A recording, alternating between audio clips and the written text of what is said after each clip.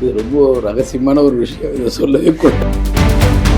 இந்த உலகத்துல மிகப்பெரிய ஒரு பொக்கிஷம், ஒரு ஒரு பரிசு பொருள் ஒன்று இருக்குதுனாக்கா அது வந்து ஒரு பெண்.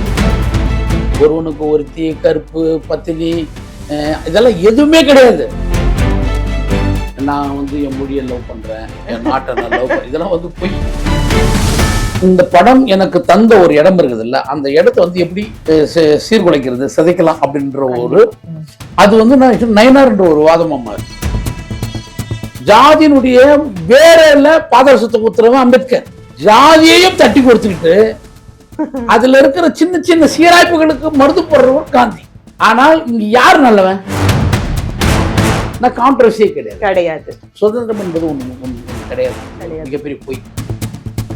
அப்ப ஒரு தலித்தினுடைய உழைவில் இங்க என்ன வருகிறானா, ஒரு சமூகமா தன்னை வெளிப்படுத்திக்க முடியல, ஒரு தனிநபரா தன்னை வெளிப்படுத்திக்க முடியல. கூடிய சீக்கிரத்தில் நான் வந்து ஒரு மனநோயாளியா மாறிடுவேன்.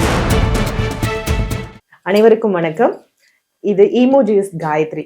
அதாவது நிறைய பேருக்கு அவங்க கடந்து வந்த பாதை அப்படிங்கிறது அவங்களுக்கு மட்டும்தான் தெரிஞ்ச விஷயமா இருக்கும், நிறைய பேருக்கு தெரியறது கிடையாது. ஸோ அந்த பற்றிய விஷயங்கள் பத்தி பேசுற ஒரு தளம் தான் இந்த ஈமோஜிஸ் வித் காயத்ரி.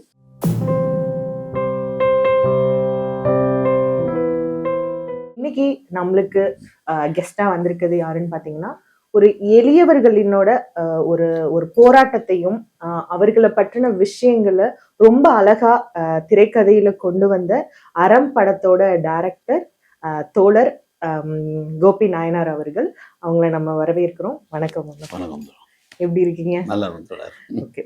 இப்போ இந்த ஈமோஜிஸ் வித் காயத்ரி அப்படிங்கிற ஒரு கான்செப்ட் வந்து நம்ம ஏன் எடுத்திருக்கோம் அப்படின்னா, உங்களோட அது கடந்து வந்த பாதையில நிறைய விஷயங்கள் நிறைய பேர்கிட்ட சொல்லியிருக்கீங்க. பட் தெரியாத விஷயங்கள், உங்களுக்கு நீங்க தெரியப்படுத்தாத விஷயங்கள் கூட சொல்லலாம், நீங்க தெரியப்படுத்தாத விஷயங்கள் நிறைய இருக்கும். ஸோ அந்த விஷயங்கள், அந்த உணர்வுகள், அந்த மாதிரியான விஷயங்களை பேசுறதுக்கான ஒரு பிளாட்ஃபார்ம் தான் இதுன்னு நினைக்கிறோம். ஸோ நீங்க அதுல எனக்கு நிறைய விஷயங்கள் கலந்துரையாடல்ல போகலாம் அப்படிங்கிற ஒரு இதுதான். உங்களுக்கு தோன்ற விஷயங்களும் நீங்க என்கிட்ட கேட்கலாம்.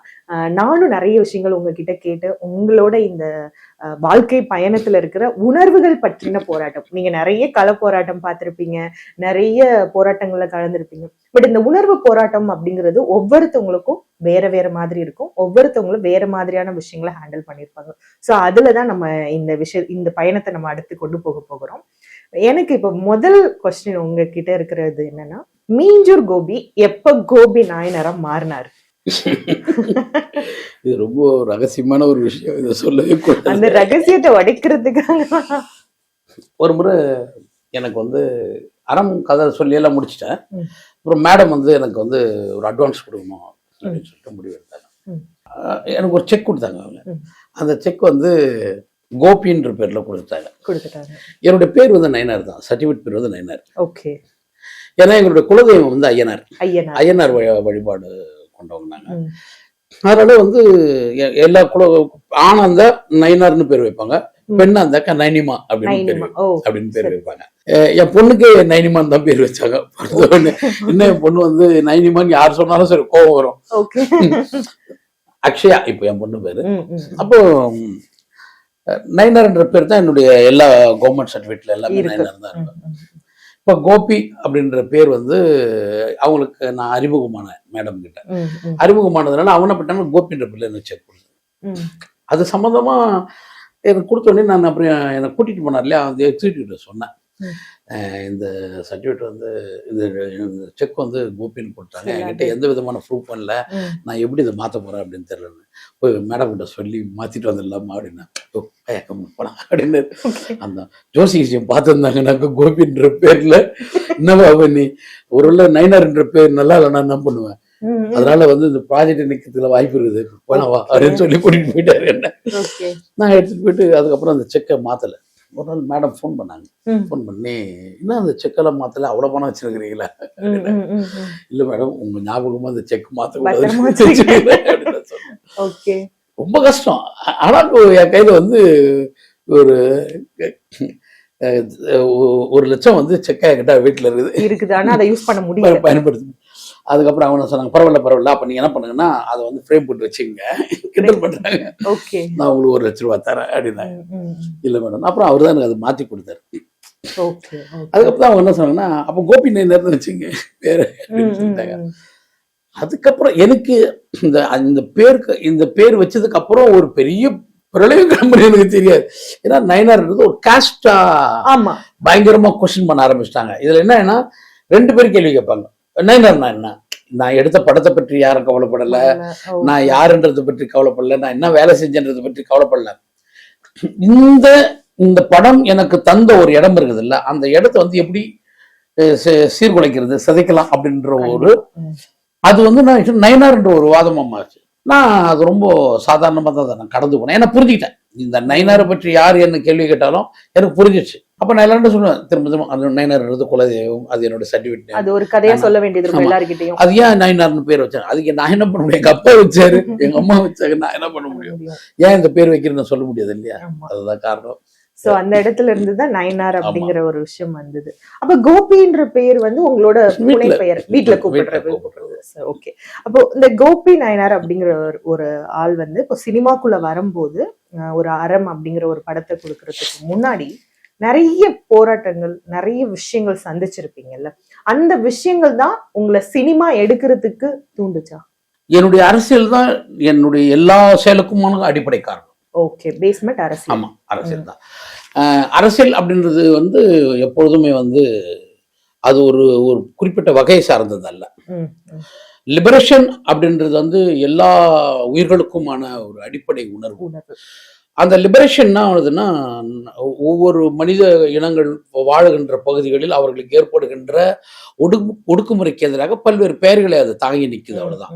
ஆனா விடுதலை என்பது உலகம் முழுதும் இருக்கின்ற எல்லா உயிர்களுக்குமான ஒரு சமமான ஒரு, நீங்க சொல்ற மாதிரி லிபரேஷன் வந்து ஒரு தனி மனிதனுடைய உளவியலோட தொடர்புடையது. லிபரேஷன் அப்படின்ற எண்ணம் ஒரு மனிதனுடைய உளவியலுக்குள்ள இல்லைன்னா அவனை எளிமையாக ஒரு விலங்காக நம்ம வந்து கையாள முடியும். கண்டிப்பா முடியும். லிபரேஷன் யார்கிட்ட இருக்குதோ அவனை வந்து நீங்க அவ்வளவு சாதாரணமா நீங்க கையாள முடியாது. லிபரேஷன் யார்கிட்ட இல்லையோ அவனை நீங்க ஈஸியா கையாளலாம். அப்போ ஒரு விலங்கு எல்லா சமமான எல்லா உயிர்கிட்டையும் லிபரேஷன் இருக்குது தானே. அப்போ மனிதர்கள் கிட்ட லிபரேஷன் என்ற ஒரு உரையாடல் இருக்குது, வாதங்கள் இருக்குது, சிந்தனை இருக்குது, பிலாசபியா இருக்குது, மிகப்பெரிய ஆர்குமெண்டா இருக்குது, ஸ்ட்ரகிளா இருக்குது. அப்போ ஒரு லிபரேஷன் வந்து இவ்வளவு ஸ்ட்ராங்கான வகைகளாக இருக்கும் பொழுது விலங்கு கிட்ட அப்படி எதுவுமே இல்லையா அப்படின்னு சொன்னா அப்படிலாம் கிடையாது. எல்லா விலங்குகளும் அதனுடைய லிபரேஷன்ஸை வந்து அதனுடைய தனிப்பட்ட குணங்களோடு நீங்கள் கவனிக்கும் பொழுது உங்களுக்கு தெரியும். அதனுடைய இனங்களோடு அதை இன்னொரு இனங்கள் எதிர்கொள்ளும் பொழுது அதை நீங்க கவனிக்க முடியும். அதனுடைய எல்லைகளுக்குள்ள நீங்க போகும் பொழுது அதனுடைய குட்டிகளுக்கு எதிராக, உணவுகளுக்கு எதிராக, இருப்பிடங்களுக்கு எதிராக நீங்க ஒரு முடிவு எடுத்தீங்கன்னா அது இருக்கும். காலப்போக்குல அது எங்க மாறும்னா, மனிதர்கள் அந்த பகுதிக்கு வந்துட்டான்னா அது மாறி. ஏன்னா இந்த உலகத்திலே மிக கொடிய விலங்கு எதிரான மனிதர்கள் தான். இவன் வந்து எல்லா உளவியலைகளையும் கையாள தகுந்த அறிவு உள்ளவன் ஒரு உயிரினம். ஆமா, ஏன்னா சொந்த மனிதனையே இவன் கையாளுவானாக்கா ஒரு விலங்கை இவன் கையாள மாட்டானா? அப்ப அந்த அடிப்படையில தான் விலங்குகள் தோற்கும். ஏன்னா எங்க வீட்டுல வந்து நாய் நாங்க வளர்க்குறோம், நிறைய தெருநாய்கள் வளர்க்குறோம். நாய் மாதிரி ஒரு வீரியமான ஒரு விலங்கை நீங்க பார்க்க முடியாது, ரொம்ப கொடூரமானது. ஏன்னா மற்ற விலங்குகளை விட நாய் வந்து ஒரு ஒரு ஒரு விலங்கு பிடிச்சிச்சுன்னா விடாது. நீங்க அதுக்கப்புறம் நீங்க எத்தனை அடினாலும் அடிக்கணும் அது மேல, அது விட பிடிச்சிச்சுன்னா அவ்வளவு ஸ்ட்ராங். அதுகிட்ட சண்டை போடுறது வந்து அவ்வளவு சாதாரணமானது கிடையாது. ஆனா மனிதர்களை பார்த்தோன்னு கீழே வந்து பிறண்டு உருண்டு கத்துவோம், அதெல்லாம் பண்ணும். எனக்கு இதுல வேற இவனுக்கு வந்து வித்தியாசமா நாய்களை பொம்மை மாதிரி ஆக்கி, இந்த அது ஒரு பணக்கார புத்தின்னு வச்சுங்களேன். நாய்களை வந்து விதவிதமான பொம்மைகளா மாத்திட்டாங்க. அவ்வளவு வீரியமான ஒரு விலங்க இவனுக்கு வந்து இப்போ கிட்டத்தட்ட ஒரு சுண்டெலி சைஸ்க்கெல்லாம் கொண்டு வந்துட்டாங்கன்னு வச்சுங்க நாய்களை. இந்த பக்கம் சுண்டெலி சைஸுக்கு கொண்டாட்டாங்க, இந்த பக்கம் காண்டாமிருகம் சைஸுக்கு கொண்டு வந்துட்டாங்க. இது எல்லாமே காண்டாமிருகம் சைஸ் வந்ததெல்லாம் வந்து என்னன்னாக்கா இவங்களுடைய எல்லைகளை பாதுகாக்கிறதுக்காகவும், சுண்டெலி சைஸ் எல்லாம் வந்து ஒரு பன்னு மாதிரி ஒரு நாய்களை உருவாக்குறதெல்லாம், ஒரு பஞ்சுமெத்த மாதிரி உருவாக்குறதெல்லாம் என்னதுக்குன்னாக்கா இவங்களை மகிழ்ச்சிப்படுத்திக்கிறதுக்காகும். அப்போ விலங்குகளுக்குன்னு அது ஒரு உயிர், அவர்களுக்கு அதுங்களுக்குன்னு சில தேவைகள் இருக்குது, அவர்களுக்குன்னு ஒரு வாழ்விடங்கள் இருக்குது, அவங்களுக்குன்னு ஒரு இனப்பெருக்கங்கள் இருக்குது, அவங்களுக்கான இணைகள் இருக்குதுன்ற பற்றின எந்த கவலையும் இல்லாம இவன் முடிவு எடுத்துப்பான் இல்லைங்களா? கண்டிப்பா. அப்ப என்னன்னா இந்த நாய் இது மாதிரிலாம் பண்ணும்பொழுது எனக்கு ரொம்ப மன கஷ்டமா இருக்கும். இவ்வளோ ஒரு வீரியமான ஒரு விலங்கு நம்மளை பார்த்து காலில் அப்படி பெறலும் உருளும் கட்டி பிடிச்சிக்கும். அப்போ ஒரு மனிதன் எவ்வளோ மோசமானவன்டா, எப்பொழுதெல்லாம் என் நாய் வந்து என்கிட்ட இப்படி விளையாடுதோ எனக்கு அப்போ அந்த நினைவு வந்துக்கிட்டே இருக்கும். அது அது ஒரு எனக்கு ஒரு கில்ட்டி உருவாக்கிட்டே இருக்கும். அது ஒரு மிகப்பெரிய மோசமான மனிதன் வந்து இருக்கிறான் அப்படின்றது தான். இல்லைன்னா இப்போ எங்களோட சைக்காலஜில பாத்தீங்க அப்படின்னா பெட் தெரப்பின்னு ஒண்ணு இருக்கு. பெட், அதாவது ஒரு மனுஷன் வந்து டிப்ரெஷன்ல இருக்கான் அப்படின்னா அவன் வந்து அவனுக்கு பிடிச்ச உயிரினத்தோட சேர்ந்து விளையாடும் போது அவனோட டிப்ரெஷன் கம்மியாகுதுன்னு ரிசர்ச் நிறையவே சொல்றாங்க. சரிங்களா? இப்ப நீங்க சொன்னது கூட ஒரு டாக் வந்து உங்க கூட விளையாடும் போது உங்களுக்கு சந்தோஷம் வருது இல்ல, அந்த சந்தோஷம் இன்னொரு சில மனிதர்களுக்கு வருது. ஆனா அது அவங்களோட பணத்தோட அதிகாரத்தை வச்சு அதுக்கு தகுந்த சுருக்கிக்கிறாங்க. இல்ல, மனிதன் எங்க மகிழ்ச்சியற்று போனான்னு ஒண்ணு இருக்குது இல்ல. இப்போ அதாவது வந்து ஒரு விலங்கா கூட நான் வந்து உறவாடும் பொழுது எனக்கு ஒரு மகிழ்ச்சி இருக்குது அப்படின்னாக்கா அந்த மகிழ்ச்சி விலங்குக்கு கிடையாது. ஒரு பச்சைக்கிளி வளர்க்குறேன், ஒரு ஆஸ்திரேலியால இருந்து ஒரு 5 லட்ச ரூபா செலவு பண்ணி நான் ஒரு பஞ்சவர்ண கிளியை கூட்டு வந்துட்டேன். எனக்கு தெரிஞ்ச ஒரு நண்பர் வீட்டுல இருந்துச்சு. அது தனியா இருக்கும் அந்த பஞ்சவர்ண கிளி. அதோடைய சவுண்டே பயங்கரமா இருக்கும். அது புரிஞ்சுக்கிட்டோம்னா அது என்ன சொல்லுதுன்னு நம்மளுக்கு தெரியும். அதுக்குள்ள இருக்கிற அந்த வேதனை நம்மளுக்கு புரியும். ஆனா அது தனியா இருக்கும். அது எப்படி இருக்கும்னா, யாருமே இல்லாத ஒரு வயதான மூதாட்டி வந்து ஒரு வீட்டில் வந்து தனியாக வந்து வீட்டில் இருந்துன்னு அதுவே எழுந்து அடுப்பு பற்ற வச்சு அதுவே வந்து ஒலை வச்சு கஞ்சி செஞ்சு அப்புறம் சாப்பிட்டு திரும்ப அதுவே படுத்துன்னு ஜுரம் வந்தால் 3 நாள் ஆனால் கூட பரவாயில்ல, கஞ்சி குடிக்க முடியாத ஒரு துயரம் இருக்குதுல்ல, அந்த துயரம் மாதிரியே இருக்கும் அந்த பஞ்சவர்ணிகளே. ஆனால் மாலையானவனே இவர் வந்து அதை கூட விளையாடிட்டே இருப்பார். இவருக்கு பயங்கர சந்தோஷம்தான். நம்ம இல்லை நீங்க சொல்ற உளவியல் தான். இதுதான் இந்த உலகத்தினுடைய மிகப்பெரிய சுயநலமே இதுதான். எதிராளி எவ்வளவு சுகமா இருக்கிறானோ இல்லையோ, ஆனா நாம வந்து அதன் மூலமாக சுகமா இருக்கிறது. இது எப்படின்னா, தன் காதலியோ இல்ல என்னுடைய இணையோ அவ உடம்பு சரியில்லாத போது கூட பரவாயில்ல, ஆனா நீ என்கிட்ட கொஞ்சம் இருக்கணும் அப்படின்னு நினைக்கிற ஒரு ஆண் இருக்கான்ல. நான் எவ்வளோ நான் வேலைக்கு போனேன், என்னுடைய ஆஃபீஸில் எனக்கு எவ்வளோ பெரிய மன உளைச்சல் இருக்குது, அழுத்தங்கள் இருக்குது, இந்த நேரத்தில் நீ வீட்டில் வந்து என்னை சிரிச்சிருந்தான்னா, நீ என்கிட்ட வந்து பேசினான்னா, இன்னைக்கு என் கூட கொஞ்ச நேரம் என்னை கட்டி பிடிச்சிட்டு என் கூட நீ இப்போ உட்காந்து பேசிட்டு இருந்தானா அப்படின்னு நான் கேட்பேன்ல. அதுக்கு இணையானது அப்படி கிடையாது.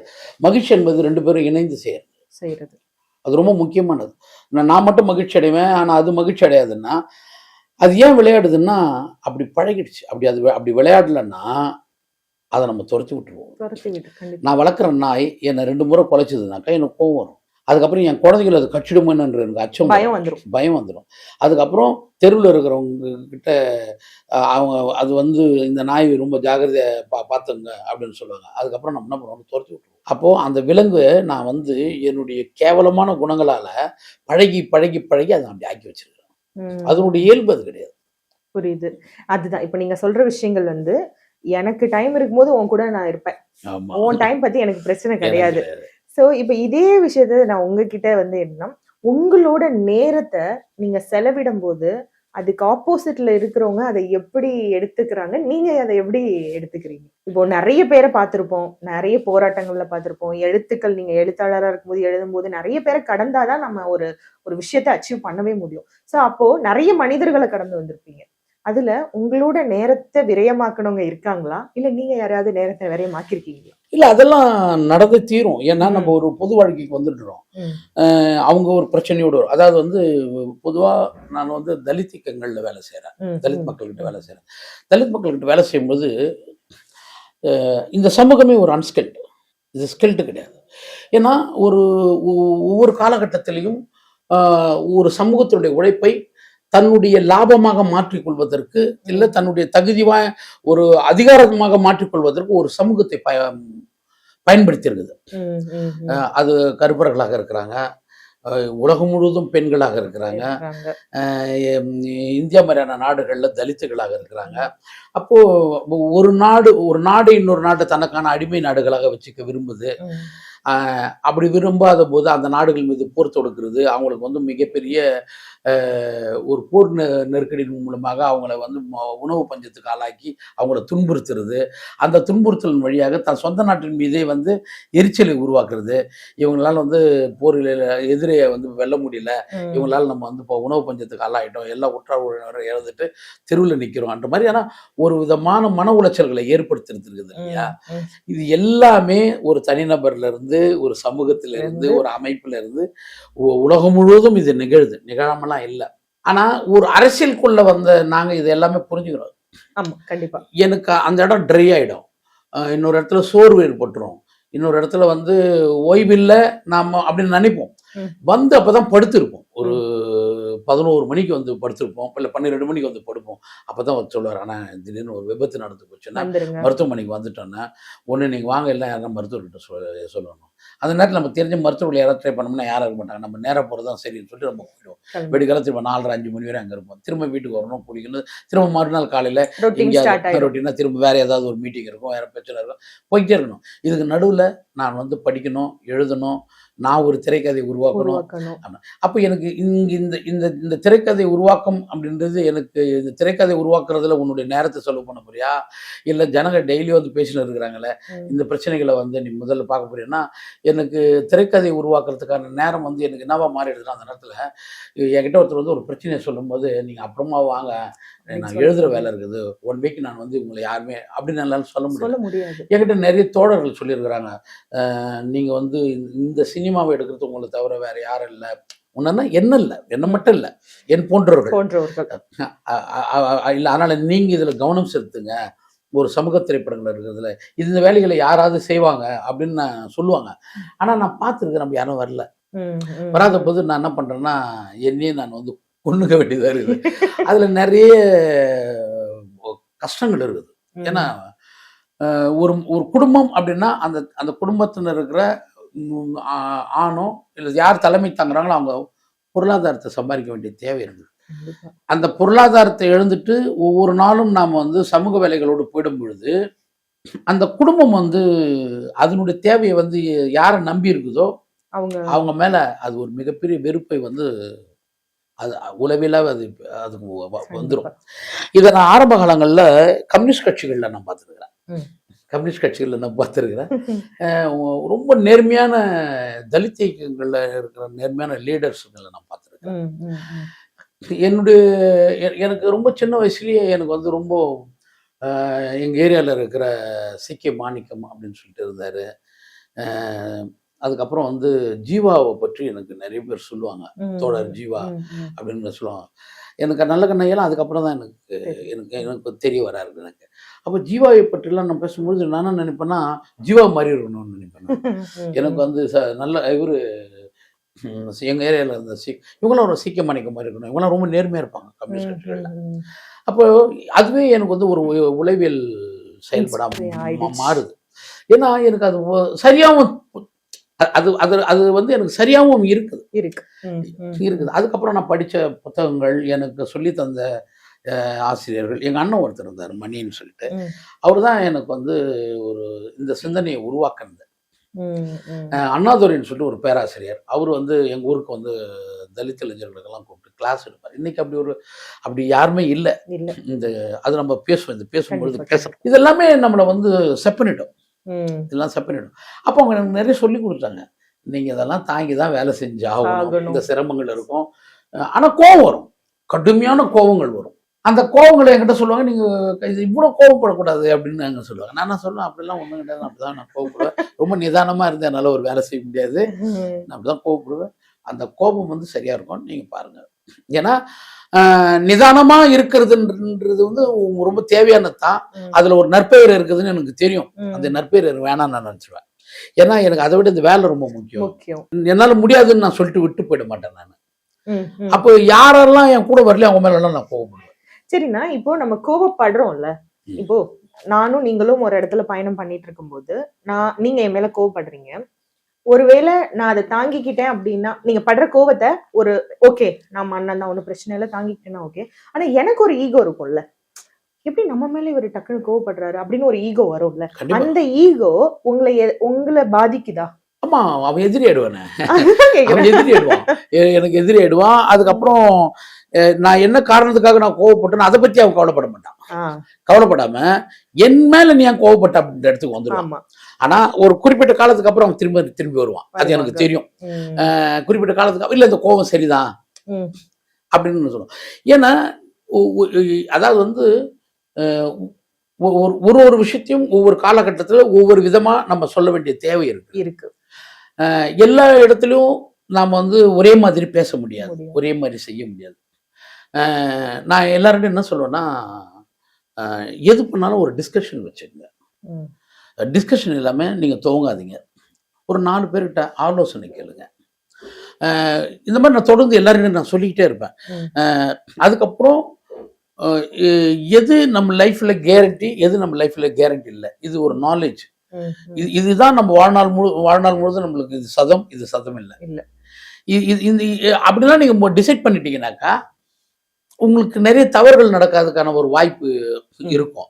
ஆனா நீங்க என்ன பண்ணுவீங்கன்னா, எடுத்த உடனே நீங்க ஆரம்பிச்சிருவீங்க. ம், ம், அவங்க சொல்றதெல்லாம் நீங்க கேட்க ஆரம்பிச்சிருவீங்க. ம், ஒரு முறை நான் ஒரு கல்லூரியில பேசிட்டு இருந்தேன், ம். நம்ம பெண் மாணவிகள் கிட்ட.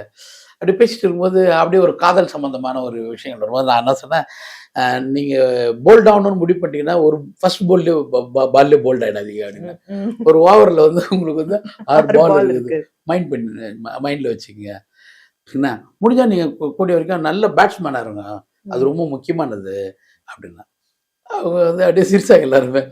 அப்ப நான் என்ன சொல்றேன்னா, நம்மை சுற்றி இருக்கிற ஆண்கள், நம்மை சுற்றி இருக்கிற பெண்கள், நம்மை சுற்றி இருக்கிற வியாபாரிகள், நம்மை சுற்றி இருக்கிற முதலாளிகள், நம்மை சுற்றி இருக்கிற மதவாதிகள், நம்மளை சுற்றி இருக்கிற ஜாதியவாதிகள், நம்மை சுற்றி இருக்கின்ற எதிரிகள், நம்மை சுற்றி இருக்கின்ற அறிவில்லாதவர்கள், ஆ, நம்மை சுற்றி இருக்கின்ற சந்தர்ப்பவாதிகள், நம்மை சுற்றி இருக்கின்ற நண்பர்கள் எல்லோருக்குமே நம்மளை வாங்கணுன்ற ஒரு விருப்பம் இருக்குது.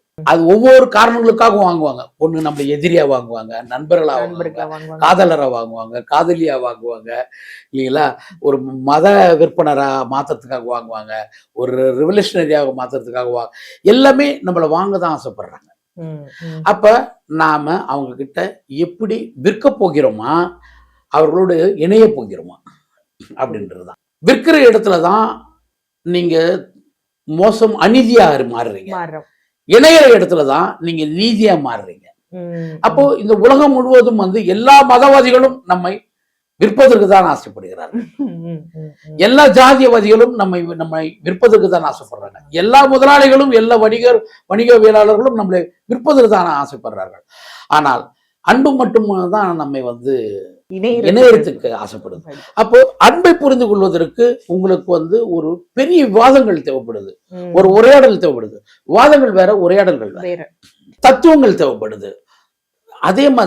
அதே மாதிரி ஒன்றை குறித்து ஒருத்தர் உரையாடிட்டாருன்னா அந்த உரையாடல் மீது ஒரு உரையாடலை நிகழ்த்த வேண்டிய தேவை இருக்கிறது.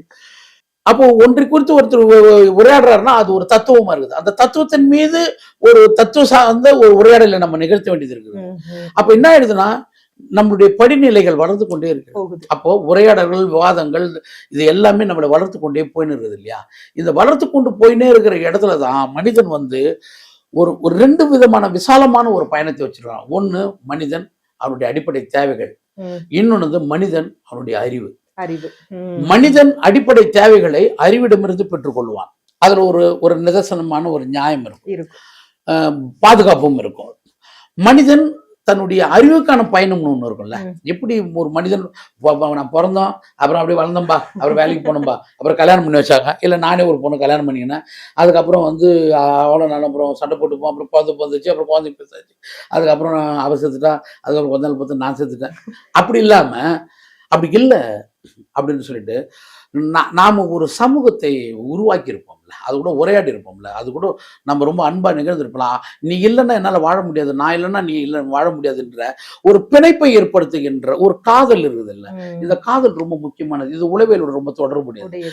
ஆனா காதல் குறித்து இங்க மிகப்பெரிய ஒரு பண்டை மாற்று முறை இருக்குது, ஒரு வணிகம் இருக்குது, இல்ல வந்து ஒரு வேட்டையாடுற முறை இருக்கு.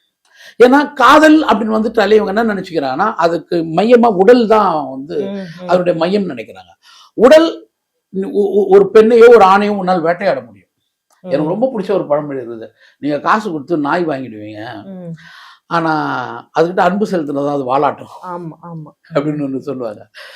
அப்ப என்னன்னா, எல்லா மனிதர்களையும் என்ன அடிமையாக வைத்துக் கொள்ள முடியும். ஆனா எல்லா அடிமைகளும் தன் முதலாளியினுடைய மிகப்பெரிய எதிரிகள். சந்தர்ப்பங்கள் வாய்க்காத வரை அவர்கள் உங்களை கொலை செய்யாமல் இருக்கிறார்கள். சந்தர்ப்பம் வாய்க்கும் பொழுது அவர்கள் கொலை செய்வார்கள். அவங்க அந்த அணிதிரட்டல் தான் புரட்சி. அந்த அணிதிரட்டல் தான் புரட்சி. அந்த புரட்சி வந்து துப்பாக்கியை தூக்கும், உன்னை சுடும் ஒரு நாளைக்கு. கண்டிப்பா கண்டிப்பா சுடும். அதான். அப்ப இந்த விஷயங்கள் தான் இங்க ரொம்ப முக்கியமானது அப்படின்னு நான் நினைக்கிறேன். ஓகே, இப்ப நீங்க காதலை பத்தி பேசுனதுனால நான் உங்கள்கிட்ட அந்த டாபிக்லயே வந்து உரையாடல் வைக்கலாம்னு நினைக்கிறேன். உங்களுடைய காதல் எங்க இருக்கு, எப்படி இருக்கு? உணவு சார்ந்த காதல்கள் எனக்கு வேணும், சமூகம் சார்ந்த காதல்கள், உணவு சார்ந்த காதல்ன்றது ஒண்ணுதான். நான் வந்து என் மொழியை லவ் பண்றேன், என் நாட்டை நான் லவ் பண்றேன், இதெல்லாம் வந்து பொய். இதெல்லாம் இது மாதிரி ஒரு பொய் இந்த உலகத்துல வேற எதுவும் இல்லை. இப்படி பேசுறதுல ரொம்ப பொய். காதல் என்பது ஒரு ஆண் மீது ஒரு பெண் மீது தான் நிகழணும், வேற எதன் மீதும் நிகழாது. நான் எங்க அம்மாவை லவ் பண்றேன், இதெல்லாம் வந்து நம்ம பேர் காதல் இல்ல, வேற பேர் வச்சுக்கலாம், அன்பு, பாசம். என்னுடைய காதல் அப்படின்றத விட நம்ம வந்து ஒரு பொதுவாகவே காதல் அப்படின்ற ஒரு டாபிக் முதல்ல பேசலாம். கண்டிப்பா. ஏன்னா எல்லா மனிதர்களும் வந்து ஒரு காதல்ல நின்றுட்டு இல்லை. ஃபர்ஸ்ட் எல்லாருமே வந்து அந்தந்த வயதுல அந்தந்த நினைவுகள்ல வெவ்வேறு ஆண்கள் வெவ்வேறு பெண்களோடு நம்ம கடந்து வந்திருக்கிறோம். அதாவது உடல் ஒரு தேவையை வச்சுக்கிட்டு அதிலிருந்து தீர்மானிக்கிற ஒரு விஷயம் இருக்குது இல்ல, அது இல்லை நான் சொல்றது. காதல் அப்படின்றது என்னன்னா, ஒருத்தரை கூட நம்ம நம்பிக்கையா அவங்க கூட போயிட்டோம்னாக்கா அதுக்கப்புறம் அந்த நம்பிக்கை தீரக்கூடாது. ஃபர்ஸ்ட் அந்த நம்பிக்கை தீரக்கூடாது, தீராது. அது வந்து வெறும் கான்ஃபிடென்ட் மட்டும் இல்லை, அதுதான் லைட்டும், அதுதான் ரூட்டும், அதான் வேறு, எல்லாமே அதுவாயிடும். அதுக்கப்புறம் அது என்ன பண்ணும் அப்படின்னாக்கா, ஒவ்வொரு நாளும் உன்னை அதுதான் டிசைன் பண்ணும், ஒவ்வொரு நாளும் அதுதான் உன்னை ஆர்டர் பண்ணும், உன்னை அதுதான் மாரல் பண்ணும். அந்த இடத்த நீங்க வந்து மிஸ் பண்ணிட்டீங்கன்னாக்கா நீங்க வந்து என்னவா இருக்கிறீங்க அப்படின்னாக்கா ஒரு ஒரு காமம் நிறைந்த ஒரு பொம்மையா நீங்க இயங்குறீங்கன்னா அந்த மிஷின் எப்பனாலும் வேலை செய்யும். ஸோ மனிதன் ஒரு காமம் நிறைந்த பொம்மையா இல்ல காதல் நிறைந்த மனிதனா அப்படின்ற ஒரு கேள்விதான் இங்க ரொம்ப முக்கியம். அப்போ பொம்மைகள் எப்பவுமே அழகா இருக்கும், ஏன்னா அழகா இருக்கிறதுக்கு தான் அந்த கம்பெனியே முடிவு பண்ணுது. அழகா இல்லாத பொம்மைகளை யார் வாங்குவாங்க? அப்போ காமம் எப்பவுமே ரொம்ப அழகா தான் இருக்கும், ரொம்ப வசீகரமா இருக்கும், எளிமையா எல்லாருமே வந்து தப்பு செய்ய அனுமதிச்சிடும் இல்ல தூண்டிடும். ஆனால் காதல்ன்றது அவ்வளவு எளிமையா வந்து வந்துடாது, வசீகரம் பண்ணிடாது. ஏன்னா அது வந்து ஒரு பெரிய ஆழ்ந்த உறவாடல் முறைகள்ல இருந்து அதுல இருக்கிற நற்குணங்கள்ல இருந்து விளைகின்ற ரொம்ப அதி அற்புதமான ஒரு மூலிகை. அது ரொம்ப குறைவாக இந்த பூமியில் பூக்கின்ற ஒரு பூ. அது அந்த பூக்கள் யார் கையில இருக்குதோ அது எவ்வளவு நேர்மையா நீங்க பத்திரமா அதை வளர்க்குறீங்களோ அதன் வழியாக பெறுகின்ற விதைகளை நீங்க இந்த பிரபஞ்சம் முழுவதும் நீங்கள் விதைக்கலாம். அந்த விதைக்கப்பட்ட அத்தனை விதைகளும் அதே மாதிரியான மலர்களை திரும்பவும் அந்த பூமி முழுவதும் பூக்க வைக்கும். அந்த பூக்களை நீங்கள் மீண்டும் மீண்டும் நீங்கள் என்ன பண்ணலாம்னாக்கா, நீங்கள் மரணிக்கிற வரைக்கும் அது உங்களை சுற்றி நறுமணங்களாகவும், நீங்கள் மரணத்தை பிறகு நீங்கள் உங்கள் மரணத்தை கொண்டு செல்லுகின்ற மிகப்பெரிய மலர்பாதைகளாகவும் அது இருக்கும். ஆனா இந்த காதலை பற்றி ஒரு மிகப்பெரிய உரையாடலை நாம பெரியவங்க கிட்ட இருந்தது இல்லையா, அந்த உரையாடல் வந்து இப்ப இல்லை. ஏன் இல்லை அப்படின்னா, மனிதன் தன்னை ஒரு காலத்தில் ஒரு அன்பு நிறைஞ்சவனாகவும் நன்றி உள்ளவனாகவும் மதிப்பு மிக்கவனாகவும் தன்னை முடிவு பண்ணிட்டான். ஏன்னா விலங்கிலிருந்து தன்னை ஒரு மனிதன் பிரித்தெடுத்த போது மனிதனுக்கு உருவாகின்ற அந்த சமூக ஒழுக்கங்கள் இருக்குது, அந்த நீதிகள் இருக்குது இல்ல, அந்த நீதிகள் அனைத்துமே என்னவா மாறிடுச்சு அப்படின்னாக்கா, மனிதன் இதுக்கு எல்லாத்துக்கும் அப்பாற்பட்டு ஒரு உயர்வானவன், இவன் தான் இது எல்லாத்தையும் நிர்வகிக்கின்ற ஒரு மாரலிஸ்ட், இவன் தான் வந்து இந்த பூமியினுடைய நீதிமான் அப்படின்றதுனால. இதெல்லாம் இங்கதான் நீங்க வந்து குரானை பாக்குறீங்க, பைபிள் பாக்குறீங்க, புத்தரை பாக்குறீங்க, இயேசுவை பாக்குறீங்க, நபிகளை பாக்குறீங்க, எல்லாருமே பாக்குறீங்க, வள்ளுவரை பாக்குறீங்க, சித்தர்களை பார்க்குறீங்க, இவங்க எல்லாமே இது இவங்க வெறும் புத்தர் என்பவர் ஒருவரா அப்படின்னா இல்லை, கோடான கோடி ஜனத்திரளுடைய அனுபவங்களுடைய திரட்சி இல்லையா? கண்டிப்பா. இங்க மார்க்ஸ் அப்படின்ற ஒரு மிகப்பெரிய ஒரு ஒரு ஒரு ஞானி இருக்கான், பொலிட்டிக்கல் சயின்ஸ். அவன் கிட்டத்தட்ட எனக்கு ஒரு நபி. ஏன்னா எப்படி ஒரு மாரலை இவங்க மொத்த மனித குலத்துக்கு கொடுத்தாங்களோ, அந்த மாரலை மீறும் பொழுது அதில் ஏற்படுகின்ற சுரண்டல்களை ரொம்ப நுட்பமாக கண்டறிந்து அதுக்கு எதிரான ஒரு ஸ்ட்ராங்கான ஒரு ஸ்ட்ரகிள் அவன் தான் கிரியேட் பண்றான். உன்னுடைய பங்கு எதிரா அவன் மதத்தின் பேரில். ஏன்னா அதாவது ஒரு ஒரு ஒரு ஒரு பெரிய தத்துவவேளாளர் என்ன பண்றாருன்னா, ஒரு மெசஞ்சர் என்ன பண்றாருன்னா, ஒரு மிகப்பெரிய நீதியை இந்த சமூகத்துக்கு வழங்குறாரு. ஆனா ஒரு கூட்டம் என்ன பண்ணுதுன்னா, இதை கேட்கறதுக்காக கோடி மக்கள் இருக்கிறாங்களா அப்படின்னு இதை எப்படி வணிகமா மாத்தலாம்? அது முன்னொரு காலத்துல இருந்தே தொடங்க. ஆமா, எப்ப மெசஞ்சர்கள் வந்தாங்களோ, மெசஞ்சர்களுடைய அவங்களுடைய வார்த்தைகளை கேட்கறதுக்கு ஒரு தூய்மையான மனித கூட்டம் அவங்க பின்னால் எப்ப திரண்டுச்சோ, அப்பவே இந்த மனித கூட்டம் தான் நம்மளுடைய மிகப்பெரிய வணிகத்துக்கு ஒரு ஹப் அப்படின்னு முடிவெடுத்துறான். அப்போ இதை ஒரு மதமா கட்டமைச்சான்னா, எதன் பேர்ல அதை கட்டமைச்சான் அப்படின்னு முடிவெடுக்கலாம். அப்ப அதன் பேர்ல ஒரு சுரண்டல் உருவாகுது. அப்ப அந்த சுரண்டலுக்கு பின்னால மிகப்பெரிய முதலாளிகள் மறைஞ்சிருக்கிறாங்க. அப்ப அந்த முதலாளிகளை அவர் என்ன பண்றாரு, ரெண்டா பிரிக்கிறாங்க. முதலாளிகளையும் மதவாதிகளையும் ரெண்டா பிரிச்சு அவர்கள்கிட்ட இருந்த இந்த சுரண்டல்கள்ல அறிவியல் பூர்வமாக கண்டுபிடிச்சு அதனால் ஒடுக்கப்பட்ட மனித பாட்டாளிகளையும் ஒடுக்கப்பட்ட மக்களையும் தேர்ந்தெடுத்து அந்த மக்களை இவங்களுக்கு நேரான ஒரு மிகப்பெரிய ஒரு வார கட்டமைக்கிறார். கிட்டத்தட்ட இந்த மெசஞ்சர்ஸுடைய பிற்காலத்தினுடைய மிகப்பெரிய வார் தான் இது, மார்க்ஸுடைய வார்னு வச்சுங்க. இப்படிதான் நம்ம புரிஞ்சுக்கிறோம். அப்போ இது எல்லாமே எதற்காக இந்த சண்டைலாம் நடக்குதுன்னா, ஒரு அமைதிக்காக. ஏன் அமைதி ஆகணும்னா, அப்பதான் நம்மளால காதல் செய்ய முடியும். ஏன் காதல் செய்ய முடியும் அப்படின்னா, அப்பதான் நான் ஒரு இனப்பெருக்கத்தை உருவாக்க முடியும். ஏன் இனப்பெருக்கம் உருவாக்கணும்னா, மனிதன் இந்த இயற்கை எனக்கு விதிக்கப்பட்டது ஒண்ணு. ஒரு விதைக்கு இயற்கை ஒரு விதியை வச்சிருக்குது. நீ திரும்பவும் முளைக்கணும், முளைச்சி மிகப்பெரிய மரமா மாறணும், அதுல திரும்ப பூக்கணும், திரும்ப அதுல இருந்து விதை விடணும், திரும்ப நீ பூக்கணும். இதுல நீங்க எங்கேயுமே நிற்கக்கூடாது. இது உனக்கு விதிக்கப்பட்டது. சரி, யாரு இது விதிச்சாங்க? நேச்சர்னா யாரு? யாரும் இல்லை. அப்ப யாரும் இல்லைன்னு ஒண்ணு இருக்குது அப்படின்னா, அதுதான் மிகப்பெரிய உண்மையே. ஏன்னா அதான் நீ, அதான் நான். அப்போ ஒரு விதைக்கே இவ்வளவு பெரிய பொறுப்பு இருக்கும்போது 6 அறிவு உள்ள மனிதனுக்கு எவ்வளவு பெரிய பொறுப்பு இருக்குது இல்லையா? அப்போ உனக்கு ஏற்படுகின்ற இதே இந்த விதை நிகழ்வை நீ நிகழ்த்தும் போது உனக்கு அதுல மாறல் இருக்குதா இல்லையா? இருக்குதுல்ல. ஒரு விதைக்கும் அந்த பொறுப்பு இருக்குது. விதைக்கு தெரியாது நாம இவ்வளவு பேர் மரமாயி நிழல் தர போறோம், இவ்வளவு பேர் மரமாயி கனி தர போறோம், இவ்வளவு பேர் மரமாயி ஒரு மலர் தர போறோம், அதன் மூலமா ஒரு நறுமணம் வீச போகுது, அதன் மூலமாக ஒரு மகரந்த சேர்க்கை நடக்கும் போது, பூமியை மிகப்பெரிய பல்வேறு நிறங்களா இது ஜொலிக்க போகுது, அப்படிலாம் எதுக்கும் தெரியும். ஆனால் அந்த மரங்கள் அதுக்கான வேலைகளை செஞ்சுக்கிட்டே இருக்கும். அதை கிளைம் பண்ணவே பண்ணாது. அதான் சொல்றேன். நேற்று கூட உங்ககிட்ட பேசும் போது ஒரு விஷயம் ஒன்று நம்ம பேசுறது, அதாவது நீங்க எனக்கு ஒரு சீதா விதையை கொடுக்குறீங்க, நான் சீதா செடி எடுத்து விட்டேன், அது நிறைய செடி ஆயிடுச்சு, நிறைய காய்கள் வந்துச்சு, பழங்கள் வந்துச்சு. அப்புறம் அந்த பழங்களை நான் சாப்பிட்டு திரும்ப போட்டேன், திரும்ப ஒரு செடி 10 செடியா மாறிச்சு, 10 செடி 100 செடியா மாறிச்சு. இப்ப என்னன்னா சீதா செடி அதனுடைய வேலைகளை செஞ்சுன்னு இருக்குது. ஏன்னா அதனுடைய விதைகளை இப்ப என் வீட்டு பின்னால 2000 சீதா செடிகள் இருக்குது. ஆனா சீதா செடிகளா தான் இருக்குது. ஆனா நான் இப்ப அந்த சீதா செடி முதலாளியா மாறிட்டேன், பண்ணையாரம். இப்ப நான் அதனுடைய பண்ணையாரம் மாறிட்டேன். இப்போ எனக்கு மட்டும் தான் இந்த பேர்கள் எல்லாம். சீதா செடி 2000 மரமா இருக்கிற நாங்களே பண்ணையார் ஆகல. ஆனா என்கிட்ட இருந்து பழத்தை எடுத்துட்டு போய் வித்து நீ ஒரு வணிகனா மாறிட்டு, பண்ணையாரா மாறிட்டு, அதுக்கப்புறம் இந்த பழம் ஒரு பழம் எவ்வளவு அப்படின்னு சந்தையில விலை வைக்கிற அளவுக்கு நீ வளர்ந்துட்ட.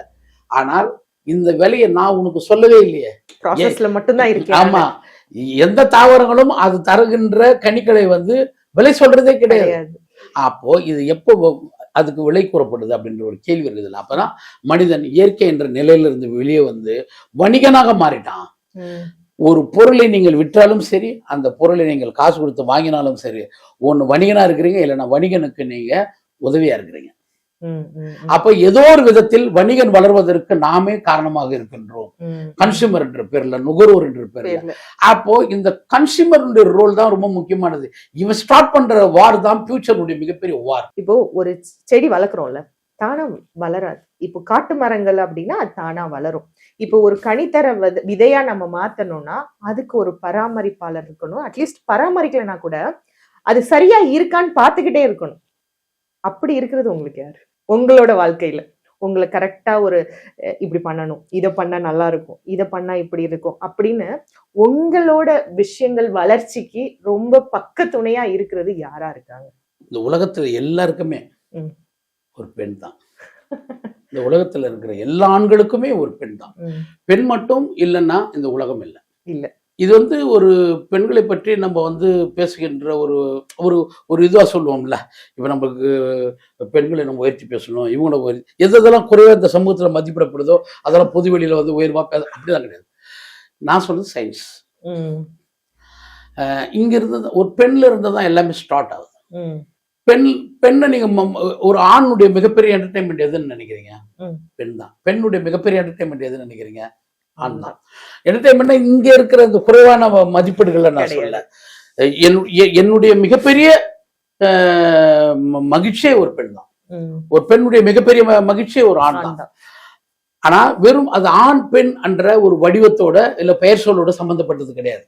அந்த ஆண் போது அதனுடைய பூரணம், பெண்ணும் போது அதனுடைய பூரணம், ஆண்ணும் போது அதனுடைய உறவாடல், பெண்ணும் போது அதனுடைய உறவாடல், ஆண்ணும் போது அது கிட்ட இருக்கிற நீதி, பெண்ணுன்ற போது அது கிட்ட இருக்கிற நீதி. இவங்க ரெண்டு பேருமே இந்த சமூகத்தில் ஏற்படுத்துகின்ற மிகப்பெரிய விளைவுகள் இதெல்லாம் ரொம்ப முக்கியம். இப்போ அது இங்க இல்லை அப்படின்றதுதான் இங்க மிகப்பெரிய குறைபாடு. இப்போ ஒரு விவசாயம் பண்றேன், நான் விவசாயம் பண்ணும் பொழுது நான் விவசாயம் பண்றேன். நான் விவசாயம் பண்ணும் போது இன்னொருத்தர் வந்து அதை கொள்ளையடிக்கிறாருன்னு வச்சுங்க. இன்னொருத்தர் வந்து கொள்ளையடிக்கிறார். தேவைக்கு கொண்டு போறது என்பது வேறு, கொள்ளையடிப்பது என்பது வேறு நான் சொல்றது. அப்ப கொள்ளையடிக்கிறாருன்னா அதை நம்ம மறுப்போமா, எதிர்ப்போம் இல்லையா? அப்ப அதே மாதிரி தான் ஒரு லைஃப்லயும் ஒரு ஆண் பெண் ரிலேஷன்ஷிப்பும் அப்படின்னு நான் சொல்றேன். அதுக்கு ஒரு மாரல் வச்சிருக்கணும்ல, அதுக்கு ஒரு கட்டுப்பாடு வச்சிருக்கணும்ல. அந்த கட்டுப்பாடு, அந்த பவுண்டரி இங்க தேவைப்படுதுன்ற எல்லா ரிலேஷன்ஷிப்லயும். இல்ல நான் வந்து சுதந்திரமா இதை முடிவெடுக்கிறேன் அப்படின்னா, சுதந்திரம் என்பது ஒண்ணு கிடையாது. மிகப்பெரிய பொய். சுதந்திரம் என்பது என்னன்னாக்கா கட்டுப்பாடுன்னு அர்த்தம். ஏன்னா இது உனக்கு சொந்தமானது அப்படின்னு எனக்கு நீங்க ஒண்ணு கொடுத்தீங்கன்னாக்கா அது பிறருக்கு சொந்தம் இல்லை அப்படின்ற ஒரு கட்டுப்பாடோட தோன்ற முடியாது. ஆனால் ஆண் இங்க நிறைய கட்டளைகளை உருவாக்கி இருக்கிறாள், அதோடு இது தொடர்புடையது கிடையாது. எனக்கு பெண் மட்டும், எனக்கு பெண் சொந்தமானவள். ஆனா ஆண் வந்து எப்படினாலும் முடிவெடுப்பான் அப்படின்ற ஒரு குடும்ப அமைப்பு முறை இருக்குது இல்ல. இந்த வயலன்ஸ் நான் சொல்ல. ஆனா நீங்க இதுக்கு முன்னாடி ஒண்ணு சொன்னீங்கல்ல, ஒரு ஆணும் ஒரு பெண்ணும் சேர்ந்து ஒரு புரிதல் தான் காதல். அந்த காதல் இருக்கிற இடத்துல இந்த மாதிரி கட்டுப்பாடுகள் இருக்கிறது இல்ல தானே? கட்டுப்பாடுகள் என்பது எப்பொழுதுமே நீங்க பாத்துக்கங்களேன், இந்த உலகமே ஒரு மெஷர்மெண்டோட சம்பந்தப்பட்ட. இப்ப நான் இங்க உட்கார்ந்து இருக்கேன் உங்க எதிர்க்க, நான் ஒரு சில வார்த்தைகள் சொன்னா நீங்க கோவப்பட்டுருவீங்க. நீங்க ஒரு வார்த்தை சொன்னா என் மேல நான் உங்க மேல கடுமையா கோவப்பட்டுருவேன். ஆனா அந்த வார்த்தைகள்லாம் நம்ம சொல்ல மாட்டோம், பேசிக்க மாட்டோம். ஏன்னா இந்த சமூகம் வந்து, ஏன்னா ரொம்ப முற்காலத்துல நாம வந்து பேச தெரியாம இருந்திருக்கிறோம். பேச்சு இருந்துச்சு, ஆனா எப்படி பேச தெரியல. பேச்சுகளை வந்து பொதுவெளிகள்ல எப்படி பேசணும்னு தெரியாம மாத்தி ஏற்றி பேசி ஒருத்தருக்குள்ள சண்டைகள் ஆகி கொலைகள் நடந்து அந்த ஏரியில இருந்து தலைமறைவா ஓடி போய் எல்லாம் போனதுக்கு அப்புறம் ஒரு சமூகமே சேர்ந்து ஒரு ஒரு வரையறையை உருவாக்குது. எப்படி பேசலாம், எப்படி செய்யலாம், இதை நம்ம வந்து திருக்குறள் படிக்கும்போது இதை பார்த்து தெரிஞ்சுக்கலாம். கம்யூனிகேஷன் சைக்காலஜி அந்த உளவியல் அது உருவாக்கிடுச்சு. உருவாக்குனதுக்கு அப்புறம் அது நின்னால் எந்த விதமான தகராறும் இல்லாமல் வாடுறதுக்கான ஒரு வசதியாகவும் ஆயிப்போச்சு. அப்பதான் அதைதான் நான் சொல்றேன். இப்ப நீங்க கட்டுப்பாடுன்னு ஒண்ணு சொன்னீங்க இல்லையா, அது என்னன்னா நேச்சுக்கிட்டே ஒரு மெஷர்மெண்ட் இருக்குது இல்ல, அந்த மெஷர்மெண்ட்டை தான் நான் சொல்றேன். அதுதான் அந்த கட்டுப்பாடு. உங்களை வந்து உங்களோட பயணத்துல உங்க பின்னாடி நின்று உங்களுக்கு ரொம்ப பயங்கரமா சப்போர்ட்டா இருக்கட்டும், ஒரு கைடன்ஸா இருக்கட்டும், இல்ல அவங்க இல்லைன்னா நான் கொஞ்சம் எதே ஒரு இடத்துல தடுமாறி இருப்பேன் அப்படிங்கிற ஒரு ஆள், ஒரு பெண்ணுன்னு சொன்னீங்க. அந்த பெண்ணை பத்தி கேட்கிறோம். பெண்கள் அப்படி அது எல்லாருக்குமே இருக்குது. ஆண்கள் அப்படின்னு இருக்குது. அது அது அது பொது வெளியில நம்ம உரையாடாம போலாம். ஆனா நம்ம எல்லா ஆணுக்கும் ஒரு பெண் வெளிப்படையாகவும் ஒரு ஆண் ரகசியமாகவும், ஒரு பெண் ரகசியமாகவும் ஒரு பெண் வெளிப்படையாகவும், இப்படி எல்லா ஆணுக்கும் இருக்குது, எல்லா பெண்களுக்கும் இருக்குது. இது தவறா அப்படின்னா தவறுலாம் இல்லை. அதாவது வந்து இந்த இந்த உடல் இருக்குது இல்லையா, இப்போ இந்த உடல் வந்து இதனுடைய நேச்சர்ல அது என்ன தேவைப்படுதுன்னா அதுக்கான உணவு, அதுக்கான இணையை தேடிக்கொள்வது, இது வந்து நேச்சர். இது ரெண்டுமே ரொம்ப பேசிக் நீடு. இதை மறுக்கவே முடியாது. நீயே மறுத்தாலும் அது வந்து அது வழங்கப்படலைன்னா ஒன்று மன கோளாறு ஏற்பட்டுரும், இல்லைன்னா செத்து போயிடும். இது வந்து நேச்சர். அப்போ இந்த மாதிரி இருக்கும் பொழுது அதுக்கு இதை தாண்டி தான் நான் என்ன பண்றேன்னா கவிதை எழுதுறேன், ராக்கெட் கண்டுபிடிக்கிறேன், அதுக்கப்புறம் மருத்துவம் கண்டுபிடிக்கிறேன். இதெல்லாம் வந்து இதை தாண்டி தான். ஆனா நான் என்ன கண்டுபிடிச்சாலும் சரி, என்ன பண்ணாலும் சரி, திரும்ப எங்க வந்து நிற்பேன்னாக்கா திரும்பவும் டைனிங் டேபிள் தான் வந்துடுவேன், திரும்பவும் நான் வந்து என் பெட்ரூமுக்கு தான் வந்துடுவேன். நான் ஒரு சயின்டிஸ்டா இருப்பேன், பிலாசபரா இருப்பேன், ஒரு சாதாரண ஒரு விவசாயியா இருப்பேன், ஒரு பெரிய தலைவனா இருப்பேன், என்னவனா இருப்பேன், மெசஞ்சர் இருப்பேன். ஆனா திரும்பவும் நான் வந்து ஒரு பெட்ரூமுக்கு வந்துடுவேன், இல்ல திரும்ப வந்து என்னோட டைனிங். அப்போ ஒரு உணவை நான் எங்கு வேண்டுமானாலும் பெற்றுக்கொள்ளலாம், அதுக்கு அனுமதி இருக்குது. ஆனால் எனக்கான ஆண் பெண் உறவு இருக்குது இல்லையா, அதை நான் எல்லா இடத்துலையும் பெற முடியாது. அதுக்கு வரையறை இருக்குது. ரெண்டுமே பேசிக் தானே, நேச்சுரல் தானே. அப்புறம் இதுல மட்டும் ஒண்ணுல மட்டும் ஏன் வரையறை, ஒண்ணுல மட்டும் என்ன அப்படின்னா, அப்ப நம்ம என்ன கொஸ்டின்ஸ் பண்றோம்னா, வரையறை என்பது என்னன்னா அதுக்குள்ள நடக்கின்ற தகராறுகள் தான், அநீதிகள் தான். அதாவது வந்து ஒரு உணவை நீங்கள் வந்து கைவிட முடியாது, ஆனால் ஒரு பெண்ணை நீங்கள் கைவிட முடியும். ஒரு பெண் கைவிடப்பட்டால், ஒரு ஆண் கைவிடப்பட்டால் அதனால் ஏற்படுகின்ற பிரச்சனைகள் வேற, உணர்வு போராட்டங்கள் வேற. அப்ப அவன் என்ன பண்றான்னா அதை ஒழுங்குபடுத்துறான். ஏன்னா நேச்சர் நம்மளுடைய ஆரம்ப காலங்கள் வாழ்க்கைகள்ல ஒரு பெண் ஒரு ஆண் அப்படின்ற ஒரு முறை கிடையாது. ஆண்கள் பெண்கள் தான் நம்ம கிட்ட இருந்தோம், அவங்களுக்குள்ள ஒரு கலவை இருந்தது. ஆனால் ஒரு கட்டத்துல நாம் என்ன பண்றோம்னா குடும்பம் என்ற ஒரு அமைப்பை உருவாக்கணும். இந்த குடும்பம் என்ற அமைப்புக்கு பின்னால்தானே சொத்துக்கள் உருவாகுது அப்படின்றது வேற. ஆனால் ஒரு இணையை உருவாக்கி கொள்வது, அதன் மூலமாக நாம ஒரு சமூக உற்பத்தி செய்வது என்பது இருக்குது இல்லையா, அது ரொம்ப அடிப்படையானது. அதுக்குள்ள நிறைய மாரல் இருக்குது அப்படின்னு தான் நம்ம சொல்றோம். ஒரு குடும்பம் சொத்து சேர்க்காம வேணும்னா போயிடலாம், அதனால இந்த சமூகத்துக்கு எந்த பாதிப்பும் கிடையாது. ஆனால் இவங்க நம்ம கற்றுக் கொடுத்ததுனால குடும்பமே சொத்து சேர்க்கறதுக்கு தான், ஒரு குடும்ப உருவாக்கமே சொத்து சேர்க்கறது தான். அதன் வழியாக ஒரு பெண்ணை வந்து அடிமைப்படுத்தி வைக்கிறது, அதன் மூலம் ஒரு பெண்ணை வந்து ஒரு ஆணுக்கான நபரா அட்ரஸ் பண்றது, இப்படி எல்லாம் இருக்குது இல்லையா. இந்த கட்டுப்பாட்டுக்குள்ள நம்ம பேசல, இது மிகப்பெரிய நம்பிக்கைகளோடு நம்ம பேசுறது. அதைதான் நம்ம இந்த இடத்துக்குள்ள நம்ம பேசுறோம். இதை நீங்கள் எப்படி கற்றுக்கொள்வீர்கள் அப்படின்னா, ரொம்ப நாகரிகமா நீங்க உங்களை கட்டமைச்சுக்கிறது விளைவாக அது நிகழும். அது எது நம்ம கிட்ட இருக்கிற மாரல் தான், நம்ம கிட்ட இருக்கிற மாரல் தான். அது ரொம்ப முக்கியமானது. அந்த கட்டுப்பாடுகள், அந்த மாரல், இது எல்லாத்தையுமே அது ரொம்ப நம்ம இப்போ எப்படி சொல்லலாம் அப்படின்னா, இப்போ வந்து பேராசை கூடாது, நமக்கு ஆசைப்பட்டு அது அடிப்படையானது, அது தேவையோடு சம்பந்தப்பட்டது. பட் பேராசை கூடாது அப்படின்னு சொல்றோம். அப்ப பேராசையை நான் எப்படி கண்ட்ரோல் பண்றது அப்படின்னு ஒரு கேள்வி இருக்குது. பேராசை நீ எப்படி கண்ட்ரோல் பண்ண முடியாதான் பேராசை. ஏன்னா அப்ப நான் என்ன பண்றேன்னா, இப்ப நான் உங்க வீட்டுக்கு விருந்து வரேன், நீங்க எனக்கு என்ன பண்ணிட்டீங்கன்னா ஒரு தட்டு நிறைய மீன் வறுத்துட்டீங்க, ஒரு தட்டு நிறைய முட்டை செஞ்சுட்டீங்க, கறி இருக்குது, எல்லாம் இருக்குது, அதாவது வந்து டேபிள் ஃபுல்லா இருக்குது. ஆனா வயிறுன்னு ஒரு ஸ்கேல் இருக்குது இல்ல, மெஷர்மென்ட், அதுதான் டிசைட் பண்ணுது. சரி 2 முட்டை சாப்பிடு, ஒரு 100 கிராம் கறி சாப்பிடு, ஒரு 4 சப்பாத்தி சாப்பிடு, ஒரு கப் சாப்பாடு சாப்பிடு, கொஞ்சம் ஜூஸ் எடுத்துக்கோ, அப்புறம் கொஞ்சம் தண்ணி குடிச்சுக்கோ, தேவையான வரையும் தண்ணி குடிச்சுக்கோ. இப்ப இந்த ஸ்கேல் இது முடிவு பண்ணிச்சு, இந்த அளவு முடிவு பண்ணிடுச்சு, அவ்வளவுதான். என்கிட்ட ஒரு பாத்திரம் இருக்குது இல்ல, அவ்வளவுதான். ஆனா அதுக்கப்புறம் அது என்னதுன்னா மிச்சம் இருக்கிறது என்னோட பேராசை. அப்பனா மிச்சம் இருக்கிற பெண்கள் என்னுடைய பேராசை, மிச்சம் இருக்கிற நிலம் என்னுடைய பேராசை, மிச்சம் இருக்கிற தங்கம் என்னுடைய பேராசை, மிச்சம் இருக்கிற பணம் என்னுடைய பேராசை. அததான் நம்ம சொல்ல வரோம். பேராசை நீ எப்போ விட்டு ஒழிக்கிறியோ அப்ப வந்து வரையறைகள் உனக்குள்ள தானாவே இருக்கும் அப்படின்னுதான். அப்ப பேராசைகளை விட்டு ஒழி அப்படின்னு புத்தர் சொல்றாருனாக்கா, அப்ப பேராசைகளை எப்படி விட்டு ஒழிக்கிறதுனா, நீ இந்த பிரபஞ்சத்தினுடைய நேச்சர் அப்சர்வ் பண்றது.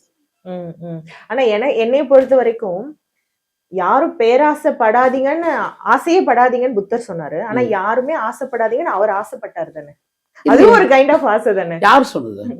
அப்படி கிடையாது. இப்போ நோயை தீர்க்கிறதுக்காக ஒரு மருத்துவன் வந்து காலம் முழுதும் இரவும் பகலும் கண் விழிச்சு ஒரு மருந்தை கண்டுபிடிச்சான். அயராது உழைத்த இந்த உழைப்புல பசியும் பட்டினியில அவன் நோயாளி ஆயிட்டான்னு வச்சுங்க. ம். அப்போ வந்து அந்த மருந்து வந்து அந்த நோய்க்கு எதிரானதானா? அப்படி கிடையாது. கிடையாது. புத்தர் வந்து ஒரு பெரிய தத்துவத்தை இந்த சமூகத்துக்கு தரணுன்றாரு. என்ன தத்துவம் அப்படின்னா, இவங்களுக்குள்ள டெய்லி பிரச்சனைகள் இருக்குது. ஃபர்ஸ்ட் அவர் அது எங்க கண்டுபிடிக்கிறாரு, ரோகிணி ஆற்று பிரச்சனையில கண்டுபிடிக்கிறாரு. ஏன் இவன் சண்டை போட்டுக்கிறான்? சரி, நீங்களும் நான் எவ்வளவு நாள் சண்டை போட முடியும்? ம். என்னுடைய வயது அனுமதிக்கிற வரைக்கும். ஆமா. இல்லையா? நீங்க நானும் எவ்வளவு நாள் வந்து போர் புரிய முடியும்? நீங்க நான் எவ்வளவு நாள் வந்து இன்னொருத்தருடைய சொத்தை கொள்ளடிக்க முடியும்? எல்லாமே இந்த இந்த ஆயுள் நான் அனுமதி, இந்த உடல் உயிர் வாழற வரைக்கும் தான். அதுக்கப்புறம் அது கிடையாது. நான் சமீபத்துல எனக்கு ஒரு அலுவலகம் போட்டு கொடுத்துருந்தாங்க. தமிழ்நாட்டினுடைய அது ஒரு முதல்வருடைய வீடு. நான் பகல் நேரத்தில் சாப்பிட்டு அந்த வீட்டுக்கு பக்கம் நிற்பேன். எவ்வளவு அதிகாரங்கள் பிறந்த வீடு இது, எவ்வளவு பெரிய இந்தியா முழுதும் இருக்கின்ற பெரிய பெரிய மனிதர்கள் வந்து போன வீடு இது. என்ன மாதிரியான இந்த வீட்டில இருந்து புறப்படுகின்ற மனிதர்கள் எவ்வளவு பெரிய வளமைகளோடு வாழ்ந்தாங்க. ஆனால் இன்னைக்கு என்னன்னா, இது உலகம் முழுவதும் எல்லா அதிகார மையங்களுக்கும் கிடைத்த ஒரு கடைசி முடிவு இப்படிதான் இருக்குது. அப்ப என்ன ஆயிடுச்சுன்னா, அப்போ நம்மள வந்து சைலண்ட் பண்ணிக்கிறதுன்றது தான் இங்க ரொம்ப முக்கியமானது. எப்போ ஒரு மனிதன் தன்னை சைலண்ட் பண்ணிக்கிறானோ அப்போ வந்து மனிதன் வந்து சண்டை போடுறதுக்கான சான்சஸ் கிடையாது. அப்போ இந்த சைலண்ட பத்தி பௌத்தம் எல்லாருக்கும் சொல்லுது. மன்னனுக்கும் சொல்லுது, மன்னன் மக்களுக்கும் சொல்லுது. நீங்க உங்களை சைலண்ட் பண்ணீங்க அப்படின்னு சொல்லுது. பேராசை கொள்ளாதேன்றது என்னன்னாக்கா பெரு அமைதியோடு வாழுன்றது தான். தன்னை அமைதிப்படுத்திக்கிறது. நீங்க உங்களை எப்ப சைலண்ட் பண்ணிக்க போறீங்க? இவங்க கோபப்படாதன்னு புத்தர் சொல்றாருனாங்களே, ஐயோ அப்படி சொல்லியா, சைலண்ட் பண்ணிக்கிறது வேற, கோபப்படாம இருக்கிறதுன்றது வேற. உன்னை நீ பீஸ்ஃபுல்லா வச்சுக்கோ அப்படின்றது. எப்ப பீஸ்ஃபுல்லா வச்சுப்ப அப்படின்னா, நீ கோபப்படாத போது பீஸ்ஃபுல்லா இருப்ப. எப்ப பீஸ்ஃபுல்லா இருப்பேன்னா, பேராசையில போது பீஸ்ஃபுல்லா இருப்ப. எப்போ வேணா பொறாமைப்படாத போது பீஸ்ஃபுல்லா இருப்ப. இல்ல யாரு அப்படியா என்ன வாங்கிட்டான் காரா பர்றா அப்படின்ற இடம் இருக்குது இல்ல. இவ்வளவு நேரம் பேசுனா அது கூட பிரச்சனை இல்ல, பர்றா அப்படின்னா பத்தியா, அங்கதான் வந்து இப்ப என்னன்னா இதை எல்லாமே நம்ம வந்து ரொம்ப அப்சர்வ் பண்ணிக்கிறது. நான் என்ன சைலண்ட் பண்ணிக்கிறேன். சோ என்ன நான் சைலண்ட் பண்ணிக்கிறேன்னா அந்த இடத்துல அந்த நுழைவாயில் மூடியாச்சுன்னு அர்த்தம். அப்போ இப்போ நீங்க வந்து சொன்னீங்கன்னா, நான் வந்து நிறைய கோவப்படுவேன், ஆனா என்னோட கோவத்துல வந்து அந்த வேலை முடியணும், எனக்கு அது ஒண்ணு. இப்போ உங்களுக்கு தேவையான அந்த பீஸ், அந்த சைலண்ட் இருக்குல்ல, அது எந்த இடத்துல எல்லாம் எடுத்துக்கிறீங்க? எந்த இடத்துல அது வந்து ஒர்க் அவுட் ஆகுது? ஒரு சின்ன திருத்தம், நான் நிறைய கோவப்பட மாட்டேன். நான் நிறைய கோவப்படுறதா என்ன பிராண்ட் பண்ணுவாங்க. அதுதான் ஓகே. ஏன்னா இப்போ நான் வந்து இப்போ நம்மளுக்கு ஒரு கெஸ்ட் வர போறாங்கன்னா அவங்கள பத்தி பேசும்போது, இன்டர்வியூஸ்லயா இருக்கட்டும், வெளியில வர விஷயங்களா இருக்கட்டும், கோபி நாயர்னா ஒரு கான்ட்ரவர்சியான ஆளாச்சே அப்படிங்கிற ஒரு விஷயம் இருக்குல்ல, அந்த விஷயங்கள் எங்க வந்து உருவாச்சுன்னு நினைக்கிறீங்க? இல்ல இதை நான் கவனிச்சதே இல்ல. இதை நான் கவனிச்சது இல்லை. ஏன்னா நான் கான்ட்ரவர்சியே கிடையாது. ஏன்னா இப்போ நான் வந்து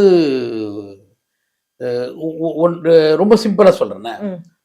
ஒரு ப்ரொடியூசர், தமிழ்நாட்டில் இருக்கிற ஒரு மிகப்பெரிய ப்ரொடியூசர், அவர் என்ன ஒரு முறை உட்காந்து என்கிட்ட பேசிட்டு சொன்னாரு, உனக்கு இண்டஸ்ட்ரியில நல்ல பேரே இல்லை கோபி. சரி, அப்புறம் நீ வந்து ரொம்ப கோவப்படுற, எல்லாரும் எதிர்த்து பேசுற அப்படிலாம் பேசிட்டே இருந்தார். நான் சொன்னேன், எப்பயுமே வந்து பொதுவா பேசாதீங்கண்ணே, இண்டஸ்ட்ரியில உனக்கு நல்ல பேர் இல்லைன்னு அப்படின்னு பொதுவா பேசாதீங்க. ஏன்னா நான் ஒரு மாவட்டத்தில் வேலை செய்கிறேன், ஒரு மாவட்டம் போட்டு வேலை செய்கிறேன், மக்கள்கிட்ட நான் தமிழ்நாடு முழுவதும் நான் வேலை செய்கிறேன். அங்கே எனக்கு என்ன மாதிரியான எப்படி அன்பு செலுத்துறவர்கள் இருக்கிறாங்கன்றத நான் சரியா இல்லாத போது அது நடக்காது, நிகழாது. நான் கோவப்படுறேன்னா அதை ஒருத்தர் தாங்கிக்கிறாங்கன்னாக்கா அப்போ நான் கரெக்டா இருக்கிறேன்னு அர்த்தம். கண்டிப்பா அண்ணா வந்து அப்படிதான் கோவப்படுவாரு. அப்புறம் நான் என்ன சொன்னேன், கூப்பிட்டு சொல்லாங்க, நீ கோவத்தை கவனிச்சிரு அப்படின்னு. அது அப்புறம் பேச சொன்னோம். அப்போ அவர் என்கிட்ட அப்படி சொன்னார். இதெல்லாம் சொன்னோன்னே நான் சொன்னேன், என்ன காரணத்துக்காக நான் வந்து தவறானவன் சொல்லணும் இல்லை. நீங்க ஒருத்தரை பார்த்து நீ நல்லா இல்ல, நீ பொய் பேசுறேன்னா என்ன பொய் பேசுறேன்னு சொல்லணும், பொதுவா பேசக்கூடாது அப்படின்னா பாரு, எதிர்த்து பேசுற பாருனாரு. அப்ப நான் சொன்னேன், இதுதான் நான் என் அரசியல். நான் ஏன் படம் எடுக்கணும்? எனக்கு நான் சினிமா எடுக்க வேண்டிய தேவை எனக்கு என்ன இருக்குது? நான் வந்து கிராமத்துல இருந்து கிளம்பி நான் ஒரு பெரிய கோட்டீஸ்வரன் ஆகி சொத்து வாங்கி ஊர்ல ஒரு பண்ணையா மாறதுக்காக நான் வந்தேன். அதுக்கெல்லாம் வரல. எனக்கு ஒரு சில கோபங்கள் இருக்குது இந்த சமூகத்துல. அந்த கோபங்களை வந்து நான் வந்து துண்டறிக்கைகள்ல பேசியிருக்கிறேன், பொதுக்கூட்டங்கள்ல பேசியிருக்கிறேன், அறைகள்ல இப்போ உரையாடி இருக்கிறேன், அரசு அலுவலகங்கள்ல நான் உரையாடி இருக்கிறேன். இதெல்லாம் ஒரு கட்டத்துல என்னவா மாறுதுன்னாக்கா ஒரு திரைக்கதையே மாறுது. எனக்கு ஒரு கோபம் இருந்தது. ஒரு குழந்தை விழுந்துச்சுன்னாக்கா ஆழ்கிணறுல அதை தூக்குறதுக்கு நம்ம கிட்ட வந்து ஒரு மிஷின் கிடையாது. ஆனாக்கா பல 100 கோடி ரூபாய் செலவு பண்ணி இந்த பூமி முழுக்க இந்த பிரபஞ்சம் முழுக்க என்னென்ன மாதிரியான வளங்கள் இருக்குது, செயல்பாடுகள் இருக்குது, இந்த பிரபஞ்சம் எப்படி இயங்குதுன்றதை பற்றி உங்களுக்கு ஒரு அறிவியலுக்கான ஒரு கருவி இருக்குது. அது பல 100 கோடிகளை சார்ந்தது இல்லையா? அப்போ உங்களால வந்து ஒரு ஒரு மிஷின் உங்களால ஏன் தயாரிக்க முடியல அப்படின்ற ஒரு கோபம் இருக்குது. அதுதான் என்னுடைய படம். இல்ல அது ரொம்ப நாங்க இப்ப நீங்க வர்றதுக்கு முன்னாடி நாங்க 3 பேரும் ஒண்ணு டிஸ்கஸ் பண்ணிட்டு இருந்தோம்னா, இந்த கிளைமேக்ஸ்ல அந்த குழந்தைய தூக்குவீங்க, இந்த சைடு ராக்கெட் போகும். அது பாக்குறதுக்கே ரொம்ப பயங்கர கூஸ்பம்பா இருக்கும். அதான் என்னுடைய ரொம்ப மோசமான கோபமே தான். ஆனா அது ஒரு சிறந்த திரைப்படமா சொல்லிட்டீங்க. ஆனா அதை நான் நேரடியாக செய்யும் போது இவன் தான் இவ்வளவு. அப்ப நான் அவர்கிட்ட பேசிட்டே இருந்தேன். பேசிட்டே இருக்கும்போது அவர் சொன்னாரு என்கிட்ட, இப்படிலாம் எதிர்த்து பேசுறப்பாரு அப்படி இப்படிலாம் சொல்லிட்டே இருந்தாரு. நான் சொன்னேன், ஆனா இப்ப நீங்க ஒரு படம் தயாரிக்கிறீங்கல்ல அப்படின்னா, ஆமாண்ணா அதில் எவ்வளவு நஷ்டம் உங்களுக்கு அப்படியே சைலண்டா இருந்தாரு. நான் சொன்னேன், இத்தனை கோடி ரூபாய் உங்களுக்கு நஷ்டம் இருந்தும் அதே டைரக்டர் வச்சு நீங்க இன்னொரு படம் எடுக்கிறீங்க, இன்னொரு படம் எடுக்கிறீங்க, ஏன் உங்களுக்கு கோபம் இல்லை? இவ்வளவு நஷ்டத்தை ஏற்படுத்து. இதை பத்தி நீங்க யாரும் வெளியே பேசிக்கிறதே இல்லை. ஆனா நான் யாருக்கும் நஷ்டத்தை ஏற்படுத்தல. எனக்கு தான் நிறைய பேர் சம்பளம் தரல. ஆனா நீங்க வந்து என்ன இப்படி சொல்றீங்கன்னா இதுக்கு பேத்தான காஸ்ட் என்ன இப்படி பேசுற நீ என்ன சீரியஸா? நான் உங்களை அறியாமலேயே உங்க உளவியல்ல இருக்கிற ஒரு சிக்கல் அது. யார் இந்த சமூகத்துல சத்தமா பேசலாம், யார் இந்த சமூகத்துல சத்தமா பேசக்கூடாது, யார் எதிர்த்து பேசலாம், யார் எதிர்த்து பேசக்கூடாது, யார் தன்னுடைய சமூக கோபங்களை எல்லாம் பிரதிபலிக்கலாம், யார் பிரதிபலிக்க கூடாது அப்படின்றதுதான். ஏன்னா தீண்டாமைக்கு எதிராக பேசின மோகன்தாஸ் கரம்சந்த் காந்தி மகாத்மாவா மாறுறார். ஆனால் இந்தியாவினுடைய மிகப்பெரிய நோயா இருக்கின்ற, மனநோயா இருக்கின்ற ஜாதி ஒழிப்பை பற்றி பேசுகின்ற அம்பேத்கர் என்னவா அன்டச்சபிலிட்டியா மாறினார். இந்தியாவுடைய மிகப்பெரிய புறக்கணிக்கப்பட்ட மனிதரா மாறினார். 2 பேருமே ஒண்ணுதான் பேசுறாங்க. காந்தியும் தீண்டாமை ஒழிப்பை பத்தி பேசுறாரு, அம்பேத்கர் ஜாதி ஒழிப்பை பத்தி பேசுறாரு. ஏன்னா அது மதவாதிகள் அழகா அப்சர்வ் பண்றாங்க. தீண்டாமை ஜாதியினுடைய விளைவு. ஆனால் ஜாதி ஒழிப்பு என்பது ஒரு மொத்த சமூகத்தை ஜனநாயகப்படுத்துறது. அப்ப ஜாதியினுடைய வேற பாதரசத்தை ஊத்துறவன் அம்பேத்கர். ஜாதியையும் தட்டி கொடுத்துக்கிட்டு அதுல இருக்கிற சின்ன சின்ன சீராய்ப்புகளுக்கு மருது போடுறவர் காந்தி. அப்போ ஆனால் இங்க யாரு நல்லவன்? அம்பேத்கரா காந்தியா? அம்பேத்கர் தானே. ஏன்னா இந்தியாவை ஜனநாயகப்படுத்துறாரு. ஜனநாயகப்படுத்துறதுல அம்பேத்கர் வந்து ஒரு நவீன ஜனநாயக மனிதன். ஜனநாயகத்துக்கும் நவீன ஜனநாயகத்துக்கும் என்ன பெரிய டிஃபரெண்ட்? இங்க ஒரு 10 பேர் இருக்கிறாங்க. இங்க 10 பேர் இருக்கும்போது 4 நாள்ல சாப்பிடாத ஒருத்தர் இருக்கிறான், 10 நாள்ல சாப்பிடாத ஒருத்தர் இருக்கிறான், ஒரு குரூப் இருக்குது. 1 மாசமா சாப்பிடாத ஒரு குரூப் இருக்குது, உணவே கிடைக்காத ஒரு குரூப் இருக்குது. அப்படின்னும் போது உணவு வந்துடுச்சு. உணவு வந்தோடனே இங்க யாருமே சாப்பிடலன்றது பொதுவான சிந்தனை. ஆனா யார் நீண்ட காலம் சாப்பிடாம இருக்கிறாங்கன்றது ரொம்ப அடிப்படையான சிந்தனை. அப்ப இங்க எல்லாருக்கும் உணவு வழங்கப்பட வேண்டும். அதில் முதன்மையாக யாருக்கு வழங்கப்படணும் அப்படின்ற மிகப்பெரிய ஒரு உரையாடலை ஏற்படுத்தினவர் தான் புரட்சியாளர் அம்பேத்கர். இதனால்தான் அவர் சொன்னார், என்னை விட என் நாடு பெரியது, என் நாட்டை விட என் சமூகம் பெரியது. ஏன்னா என்னோட இந்த நாட்டை நீங்க கம்பேர் பண்ணீங்கன்னாக்கா நான் சாதாரணமான என் நாடு தானே எனக்கு முக்கியம். சரி, என் நாடு முக்கியம் நான் நேசிக்கிறேன்ல, அந்த நாட்டுல இருக்கிற என்ன நீங்க என்ன பண்ணீங்க? கைவிட்டுட்டீங்க. அப்ப நான் என்ன பண்ண முடியும்? நீ கைவிட்ட மனிதர்களை, என் சமூகத்தை நான் நேசிக்க வேணாவா? அதை நான் எப்படி கைவிட முடியும்? இந்த நாடு என் மக்களை கைவிடலாம், ஆனால் நான் கைவிட முடியாதுன்னு புரட்சியாளர் அம்பேத்கர் நினைக்கிறேன். அதனுடைய விளைவு தான் அது. கண்டிப்பா இல்லையா? இது ஒரு முக்கியமான உளவியல். இப்ப நீங்க உளவியல் அதாவது இந்திய அரசியல்ல மற்ற எல்லாருடைய உரையாடல்களையும் விவாதங்களையும் தர்க்கங்களையும் சொற்பொழிவுகளையும் நீங்கள் வந்து ஒரு அப்படி தட்டே நீங்க கவனிச்சுட்டு போயிடலாம். புரட்சியாளர் அம்பேத்கருடைய உரையாடல்கள் எப்பொழுதும் நீங்கள் வந்து ரொம்ப நுட்பமாக கவனிக்கணும். ரொம்ப நுட்பமா நீங்க கவனிக்கலனாக்கா அம்பேத்கர் இந்தியாவினுடைய மிகப்பெரிய எதிரியா மாறிடுவார். அம்பேத்கரை நீங்கள் எவ்வளவு நுட்பமா நீங்க கவனிக்கிறீங்களோ அம்பேத்கர் தான் இந்த சமூகத்தினுடைய மிகப்பெரிய சயின்டிஸ்ட். படிச்சிருக்கேன், நான் நிறைய படிச்சிருக்கேன். அதுக்கப்புறம் தந்தை பெரியார். ஏன் அவர் என்ன பண்றாருன்னா, நீங்க எதெல்லாம் பெருசா பேசுறீங்களோ அதெல்லாம் ரொம்ப சாதாரணமா தட்டி விட்டு போறது. ஏன்னா ஒரு ஏழைக்கு வந்து ஒரு வளர்ந்த சமூகத்தை பார்க்கும்போது ஒரு அச்சம் இருக்குது. அவனுடைய உடை, அவனுடைய அணிகலன், அவனுடைய திருத்தப்பட்ட அவனுடைய முடி அமைப்பு முறை, சிகை அலங்காரம், அவன் வாழற வீடு, அந்த தெருக்கள், அவங்க சாப்பிட்ற உணவு, அதனுடைய தட்டு, அவங்க இது எல்லாமே அவனுடைய கொல்லைப்புறம், அவனுடைய வாசல் புறம், அதில் இருக்கிற வாசனை திரவியங்கள், இதெல்லாமே வந்து ஒரு அச்சத்தை எனக்கு ஏற்படுத்துது. இது எதுவுமே இல்லை. ஒழுங்கா நான் முடி வெட்டிக்கல, சுத்தமா துணி போட்டுக்கல. ஏன்னா 24 மணி நேரம் நான் உழைக்கிறேன். எங்க நான் சுத்தமா இருக்க முடியும்? வாய்ப்பே கிடையாது. நான் என் குழந்தைய பராமரிக்க முடியாது, அது படிச்சுதா இல்லையான்னு பார்க்க முடியாது. அப்போ எனக்கு என்ன ஆகுதுன்னா, இவங்க பேசுறது எல்லாமே மிகப்பெரிய பேச்சா எனக்கு தோணுது. இவங்க தான் இந்த சமூகத்தினோட முதன்மை. இவங்க எது சொன்னாலும் உண்மையா இருக்கும். ஏன்னா பின்னால் அவன் சாமியை வேற கொண்டாண்டான். நம்பிக்கைக்கு ஒரு சாமியை வேற கொண்டாந்துறான், ஒரு மதத்தை கொண்டாந்துறான். அப்ப இந்த இடத்துலதான் நான் என்ன பண்றேன் அப்படின்னா, இவன் சொல்றதெல்லாம் நான் கேட்கறேன்ல, இங்கதான் தந்தை பெரியார் என்ன பண்றாரு, உட்காந்துட்டு டேய் படா அப்படின்றாரு. அவன் யாரா சொல்லு போவோம் படா வேலை பேப்பர் அப்படின்ற இடம் தான் ரொம்ப முக்கியமானது. இதை நம்ம வந்து கடந்து போக முடியாது தோழர். அதாவது வந்து ஒரு ஒரு ஒரு ஒரு தத்துவம், ஒரு விடுதலை, ஒரு ஆண், ஒரு பெண், குழந்தைகள், நம்மை சுற்றி இருக்கிற உயிர்கள், நம்மளுடைய கல்வி, நம்மளுடைய நிலம், நம்மளுடைய உணவு, நம்மளுடைய நீர், ரொம்ப முக்கியமானது நம்மளுடைய நீர், இது எல்லாமே ஒரு சமூகத்தினுடைய ரொம்ப பாதுகாக்கப்பட வேண்டிய பொக்கிஷங்கள். நீர் இன்னைக்கு என்னவா இருக்குது, நிலம் என்னவா இருக்குது, ஒரு ஆண் பெண் உறவு என்னவா இருக்குது, ஒரு சமூகம் என்னவா இருக்குது, இது எல்லாமே இன்னைக்கு சிதைந்திருக்குது.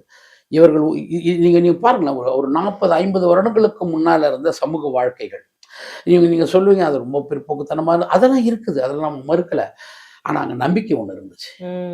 அங்க முதலாளிகள் வந்து யாருடைய வாழ்க்கைக்குள்ளே தலையிடல, பெருசா தலையிட அனுமதிக்கல.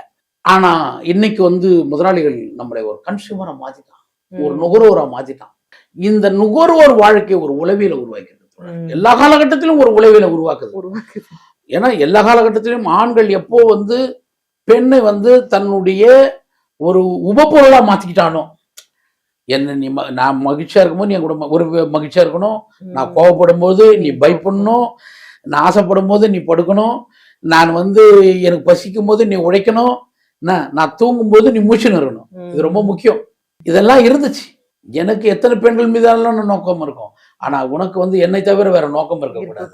இல்லைன்னா பொது சபையில நான் உன்னை கொல்ல முடியும், அதுக்கான அதிகாரம் என்கிட்ட இருக்குது அப்படின்ற ஒரு அச்சத்தை ஆண்கள் வச்சிருந்தான். அதுக்கு குடும்பம் மிகப்பெரிய ஒரு மையமா இருந்துச்சு இல்லையா? அதுல இருந்து நம்ம வெளியேற ஒரு நியூ ஜெனரேஷன்ஸ் வந்து எப்படி இருந்திருக்கணும்னா, தந்தை பெரியார், புரட்சியாளர் அம்பேத்கர், புத்தர், மார்க்ஸ் போன்றவர்களுடைய இன்னொரு ஜெனரேஷன்ஸா மாறிக்கணும். ஆனா அந்த ஜெனரேஷன்ஸ் என்னவா மாறி இருக்குது, அதனுடைய உளவியல் என்னவா மாறி இருக்குதுன்றது ரொம்ப முக்கியமானது. சமீபத்துல நான் வந்து இந்த பசங்களெல்லாம் பார்த்து நான் ஒரு கேள்வி கேட்டேன். நீங்க உளவியல் இந்த பசங்களெல்லாம் பார்த்து நான் ஒரு கேள்வி கேட்டேன். என்ன கேள்வி கேட்டேன் அப்படின்னா, நான் ஒரு கதை பண்றேன் இப்போ. ஏன்னா இந்த குழந்தைகளுடைய உறவுகளை பற்றி, இந்த குழந்தைகளுடைய இந்த குழந்தைகளுக்கு எந்த நோக்கமும் இல்லை, அதுங்களுக்கு எதிர்காலம் இல்லை. எதை நோக்கி இதனுடைய அதாவது மனித குலமே பாதையற்று ஒரு இடத்துல நின்றுட்ட மாதிரி எனக்கு தோணுது. இந்த ஜெனரேஷன்ஸ் இப்ப இருக்கிற 18-19 வயசு பசங்க வந்து நின்றுட்டாங்க. நம்மளுடைய ஃபர்ஸ்ட் ஜெனரேஷன், அந்த கற்கால மனிதர்கள் நடந்து வந்தாங்கல்ல, அந்த பாதை ஒரு முடிவுக்கு இந்த பசங்க கொண்டு வந்து. நான் சொல்றது வந்து இன்னைக்கு ஒரு பொலிட்டிக்கல் ஸ்ட்ரகிள் நடக்குது இல்ல, அந்த ஜெனரேஷன்ஸ் இல்ல. முதலாளிகள் ஒரு ஜெனரேஷன்ஸ் இன்னைக்கு உருவாக்கிறாங்க, அது மெஜாரிட்டியா இருக்குது. அப்போ நின்றுட்டாங்க இல்லையா, இந்த குழந்தைங்க நின்றுடுச்சு இல்ல. இந்த குழந்தைங்க நின்றுட்டோடனே அங்க நீங்க கொஸ்டின்ஸ் பண்ணீங்கன்னா அந்த கொஸ்டின்ஸ்க்கு எதுவுமே இல்லை. அவங்க வந்து வெறும் ஒரு நவீன உணவும் ஒரு பெண் மட்டுமே அவங்களுடைய இலக்கா இருக்காங்க. சரி, அந்த இலக்குல ஏதாவது மகிழ்ச்சி இருக்குதா? மகிழ்ச்சியெல்லாம் இல்லை, கிடையாது. அந்த பெண்ணை வந்து இவன் தொடர்ந்து துன்புறுத்துறான். அவ தொடர்ந்து அந்த ஆணை அவ உதாசீனப்படுத்திக்கிட்டே இருக்கான். சமீபத்துல அது சம்பந்தமா நான் எழுதிக்கிறேன். இது மெஜாரிட்டினா அப்படி நான் சொல்ல வரேன். ஆனா இது இப்படி ஒரு கவனம் கோணங்கள் இருக்குது.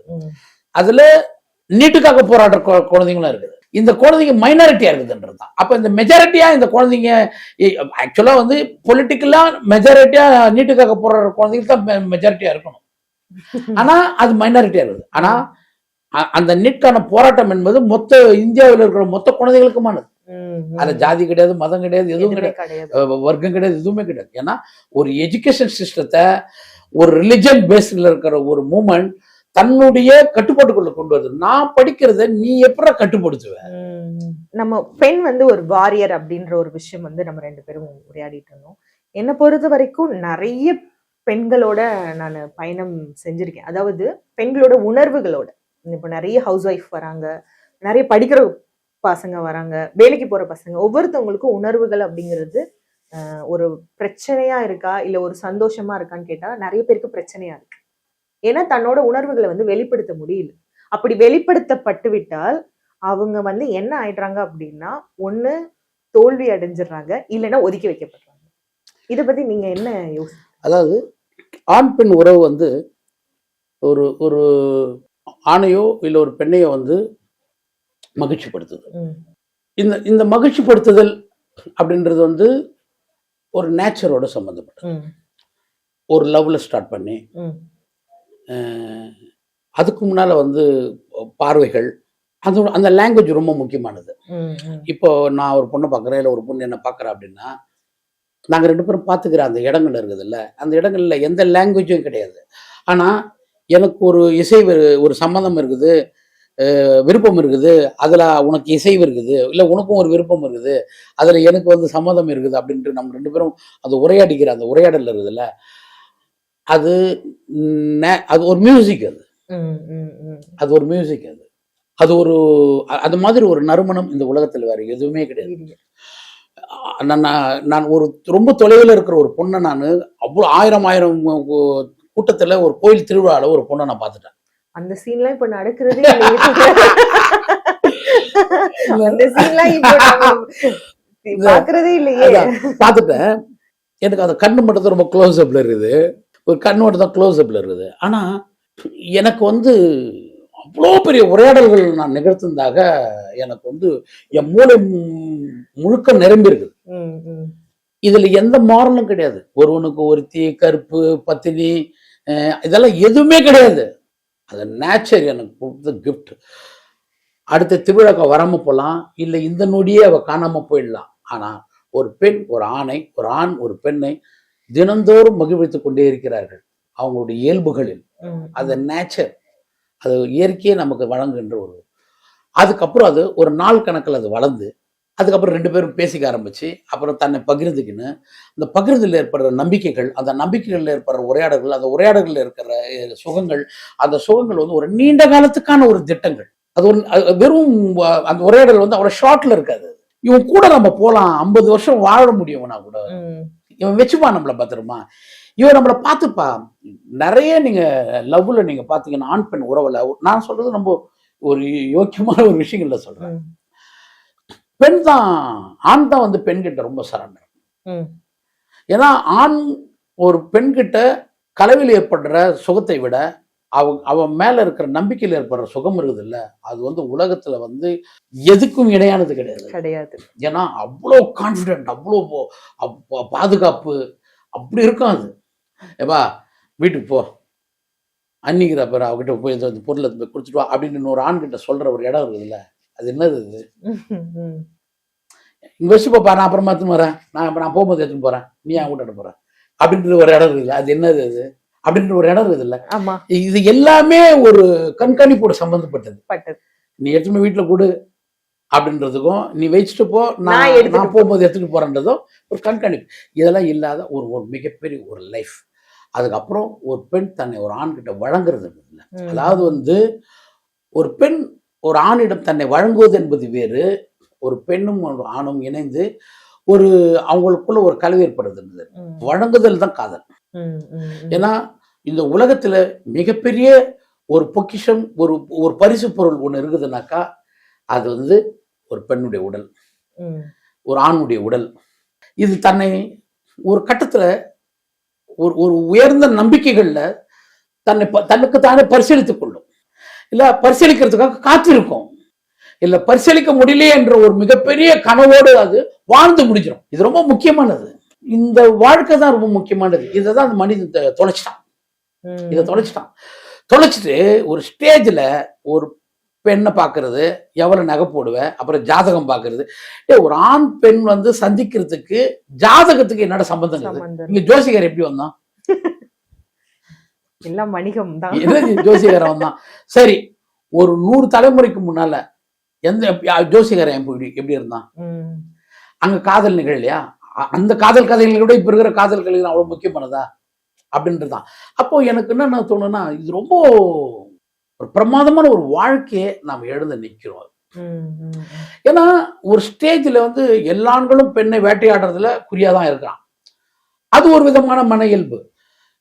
எல்லா ஆண்களும் தனக்கு ஒரு காதலியை வந்து பாதுகாத்து வச்சுக்கணுன்றதுலயும் குறியா இருக்கிறான். இது ஆண்கள்கிட்ட இருக்கிற ரொம்ப மோசமான ஒரு ஒரு மனநிலை. இந்த மனநிலையில ஏற்படுகின்ற ஒரு முக்கியமான அந்த காதல் பகுதிகளை மட்டுமே தான் நம்ம இங்க பேசுறோம். ஏன்னா ஒரு சரியான ஒரு விஷயம், ஒரு மோசமான விஷயத்தை சரிப்படுத்துறது பௌத்தத்துல இருக்கிற ஒரு விஷயம். 90% கெட்டவனா இருப்பான், 10% நல்லவனா இருப்பான். அந்த 10% நல்லவனை பத்தி பேசி பேசி பேசி நம்ம அந்த 90% கெட்டவனுக்கு அவனை சரிப்படுத்த முடியும். இது உங்களுக்கு தெரியும்.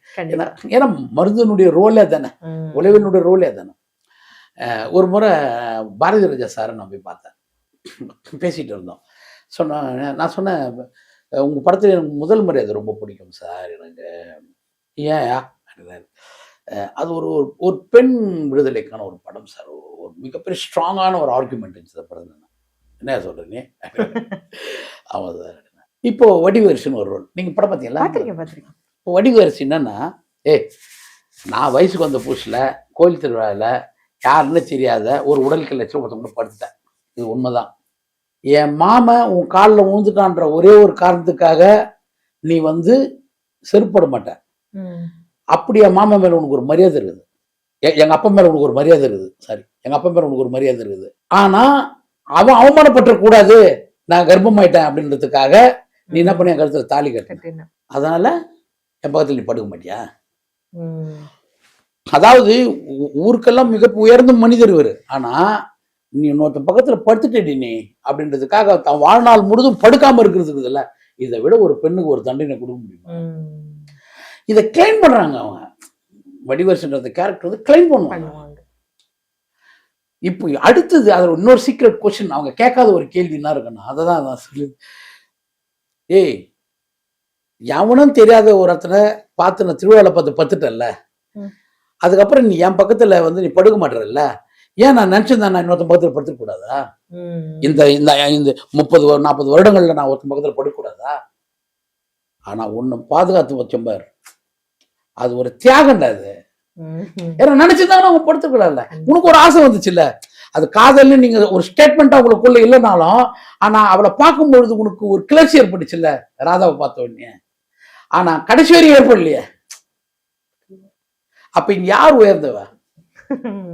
வடிவரிசியா ராதாவா? அப்போ டிஃபரண்டான பெர்ஸ்பெக்டிவா இருக்கு. ஆமா, அப்போ அங்கதான் படபடன்னு பேசிருக்கிறது. இந்த படபடன்னு பேசுறது, கோவப்படுறது, இவங்க எல்லாம் யாருன்னாக்கா கரெக்டான உளவியல் தானே. அது ஒரு இயலாமை.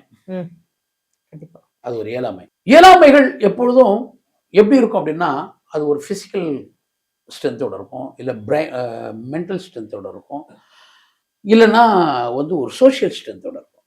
நான் வந்து எனக்கு வந்து ஒரு சோசியல் ஸ்ட்ரென்த் கிடையாது, ஒரு பிசிக்கல் ஸ்ட்ரென்த் கிடையாது, ஒரு பிரெயின் ஒரு மென்டல் ஸ்ட்ரென்த் கிடையாது. ஏன்னா இது எல்லாமே நான் வந்து புதுப்பிச்சுக்கிறேன். இப்போ நான் ஒரு பிரெயின் ஒரு மென்டல் ஸ்ட்ரென்த்தை நான் என்ன மாற்றிக்கணும் அப்படின்னா, நான் ஒரு இன்டெலெக்சுவல் ஆகணும்னா நான் இன்டெலெக்சுவல் தான் என்னை ஒத்துக்கிறதுக்கு எனக்கு ஒரு சமூகம் தேவைப்படுது.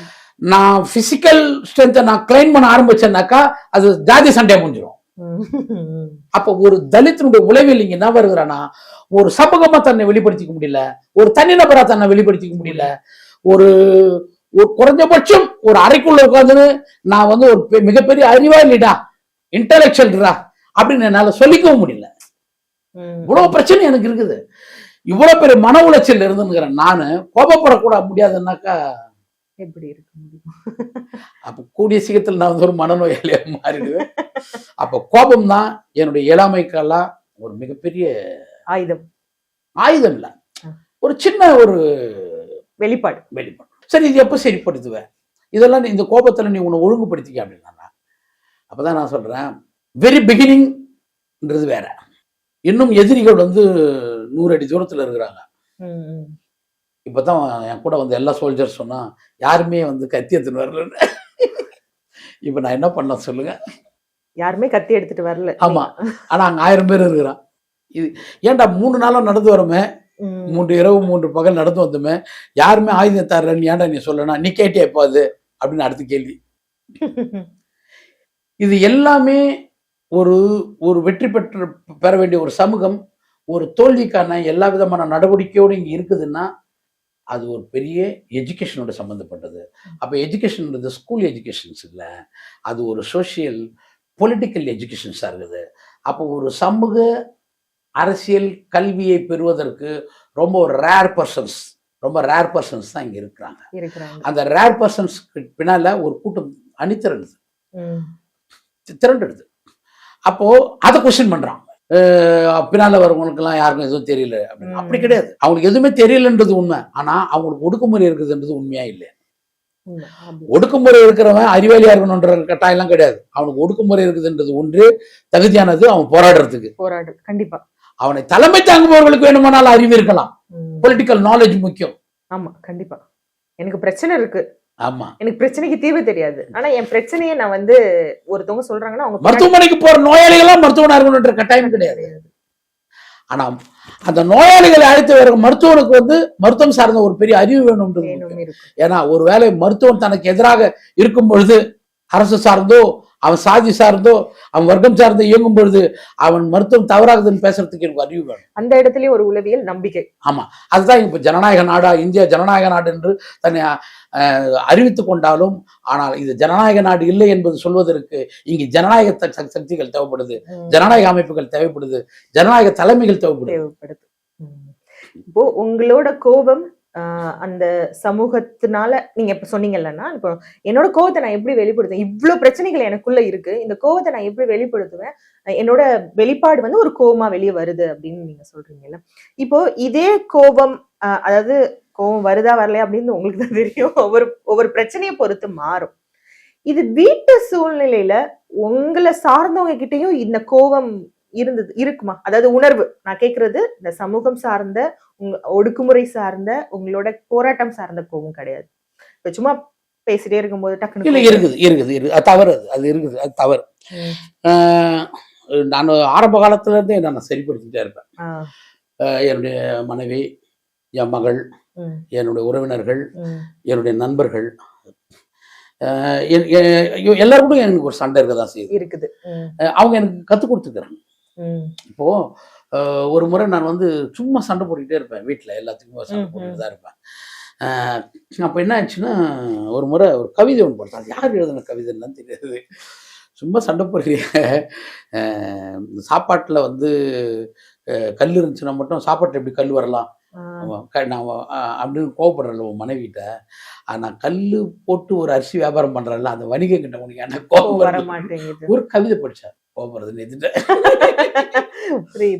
ஏன்னா எனக்கு ஒரு எக்ஸ்பீரியன்ஸ் உருவாக்குது. ஆனா அது வந்து பூரணமான அது ஒரு விசாலமான ஒரு பரப்புல இருந்து நிகழ்தானா இல்ல, ஒரு பகுதியா தான் நேருது. அதுக்குள்ள நான் வந்து முடிவராத கூட போயிட்டேன். ஆனால் ஒன்று கத்துக்கிறோம் அப்படின்னா, இப்ப பெரியார்கிட்ட வர வரைக்கும் பெண் ஏன் அடிமையானால் அப்படி படிக்கிற வரைக்கும் எனக்கு பெண்களை பற்றி நிறைய கான்ட்ரோவர்சி இருந்தது. அம்பேத்கர் படிக்கிற வரைக்கும் எனக்கு வந்து ஜாதி ஒழிப்பு குறித்து பற்றி ஒரு இது இருந்துச்சு. ஆனால் இதையெல்லாம் எனக்கு சொல்லிக் கொடுக்கறதுக்கு ஆட்கள் இருந்தார்கள் என்பதுதான். இப்போ ஒரு என்ன சொல்றது அப்படின்னா, பயங்கரமான நிறைய விஷயங்களை மனசுல வச்சுட்டு நம்ம அதுக்காக பயணத்துல இருக்கிறோம். இந்த சைடு சினிமாவா இருக்கட்டும், கள போராட்டங்களா இருக்கட்டும், பாலிடிக்ஸ் ரீதியா இருக்கட்டும், லைக் இதுல ரொம்ப முக்கியமான ஒரு அங்கம் குடும்பம். இப்போ நீங்க நம்ம ஒரு என்ன சொல்றது அப்படின்னா, நீங்க இருக்கீங்க, வெளியில போயிட்டு வரும்போது அங்க இருக்கிறவங்களுக்கும் சில விஷயங்கள் தேவைப்படும். நீங்க எங்ககிட்ட நல்லா பேசணும், எங்ககிட்ட நல்லா இது பண்ணணும், எங்களை வெளியில கூட்டிட்டு போகணும், எங்க கூட வாங்களே கொஞ்சம், அப்படியெல்லாம் ஒரு விஷயம் இருக்கும். அந்த விஷயங்கள் எல்லாத்தையுமே தங்களால சரியா செய்ய முடிகிறதா? செய்ய முடியல. அது நினைச்சு என்னைக்காவது கவலையோ இல்ல ஐயோ மிஸ் பண்றோமே அப்படிங்கிற ஒரு தாட் வருதாங்க? அது ரொம்ப தப்பு அது. நிறைய முறை நானும் என் மனைவி படம் பார்த்தது இல்லை, வெளியே போனதில்லை. சொல்லுவா இப்போ அதை ஒரு முறை சொல்கிறேன், இதெல்லாம் பண்ணியிருக்கிற நீ எங்கேயாவது என்ன கூட்டிகிட்டு போயிடுற வெளியே. ஆனால் டெய்லி என் காலையில் அதாவது அவள் இதுக்கு முன்னாடி நான் போயிட்டு இருப்பேன், வெளியே போயிட்டு இருப்பேன், தூக்கிட்டதுக்கப்புறம் வந்திருப்பேன். இந்த மாதிரி அது சினிமாலையும் அப்படி நடக்கும், பொலிட்டிக்கலாகவும் அது நடக்கும். ஒரு சில நேரங்களில் நான் போயிட்டதுக்கு அப்புறம் தான் ஃபோன் பண்ணுவேன், எங்கே வீட்டில் இல்லையா, நான் 4:30 மணி காலையில் கிளம்பிட்டேன் அப்படின்னு. என்ன நீ பாட்டு போயினுக்கிற வந்துன்னு இருக்கிற, அவங்களுக்கு ஹாஸ்டல் மாதிரி ஆயிடுச்சு இந்த வீடு. ஆனா அவங்களோட ஒவ்வொரு ஒரு விதமும் இருக்கட்டும், உங்களை சார்ந்தே இருக்கும். நீங்க என்ன பண்ணிட்டு இருக்கீங்க, ஆமா இப்ப எங்க இருக்கிற, சாப்பிட்டியா, இப்ப எங்க சாப்பிட்ட, காலையில எங்க சாப்பிட்ட, மத்தியானம் என்ன சாப்பிட்ட, அதான் சொல்றேன். இந்த கண்காணிப்பு இல்லைன்னா ஆம்பளை செத்துரும். ஒரு சமூகத்துக்கான இதுவா சொல்றேன். நீ என்னதான் நீ பெண்ணை வந்து நன்றி இல்லாம நீ பெண்கிட்ட நீ வந்து மோசமா நீ நடந்துக்கிட்டாலும், ஆனா பெண் உன்னை பாதுகாக்கிற மாதிரி இந்த உலகத்தில் வந்து வேற எதுவும் பாதுகாக்காது. அந்த பாதுகாப்பு உணர்வு தான் இன்னைக்கு இந்த சமூகத்தை பத்திரமா வச்சிருக்குதுன்ற. இது நம்ம இந்த மாதிரி நம்ம கூடுதலாக நிறைய பேச தேவையில்லை. அதாவது வந்து பெண்ணுடைய இந்த பலம் இருக்குது இல்ல, இந்த பலத்தை வந்து ஒரு மனிதன் வந்து ரொம்ப சயின்டிஃபிக்கா புரிஞ்சுக்கிறதுக்கான ஒரு வேலையை செய்யணும். கண்டிப்பா.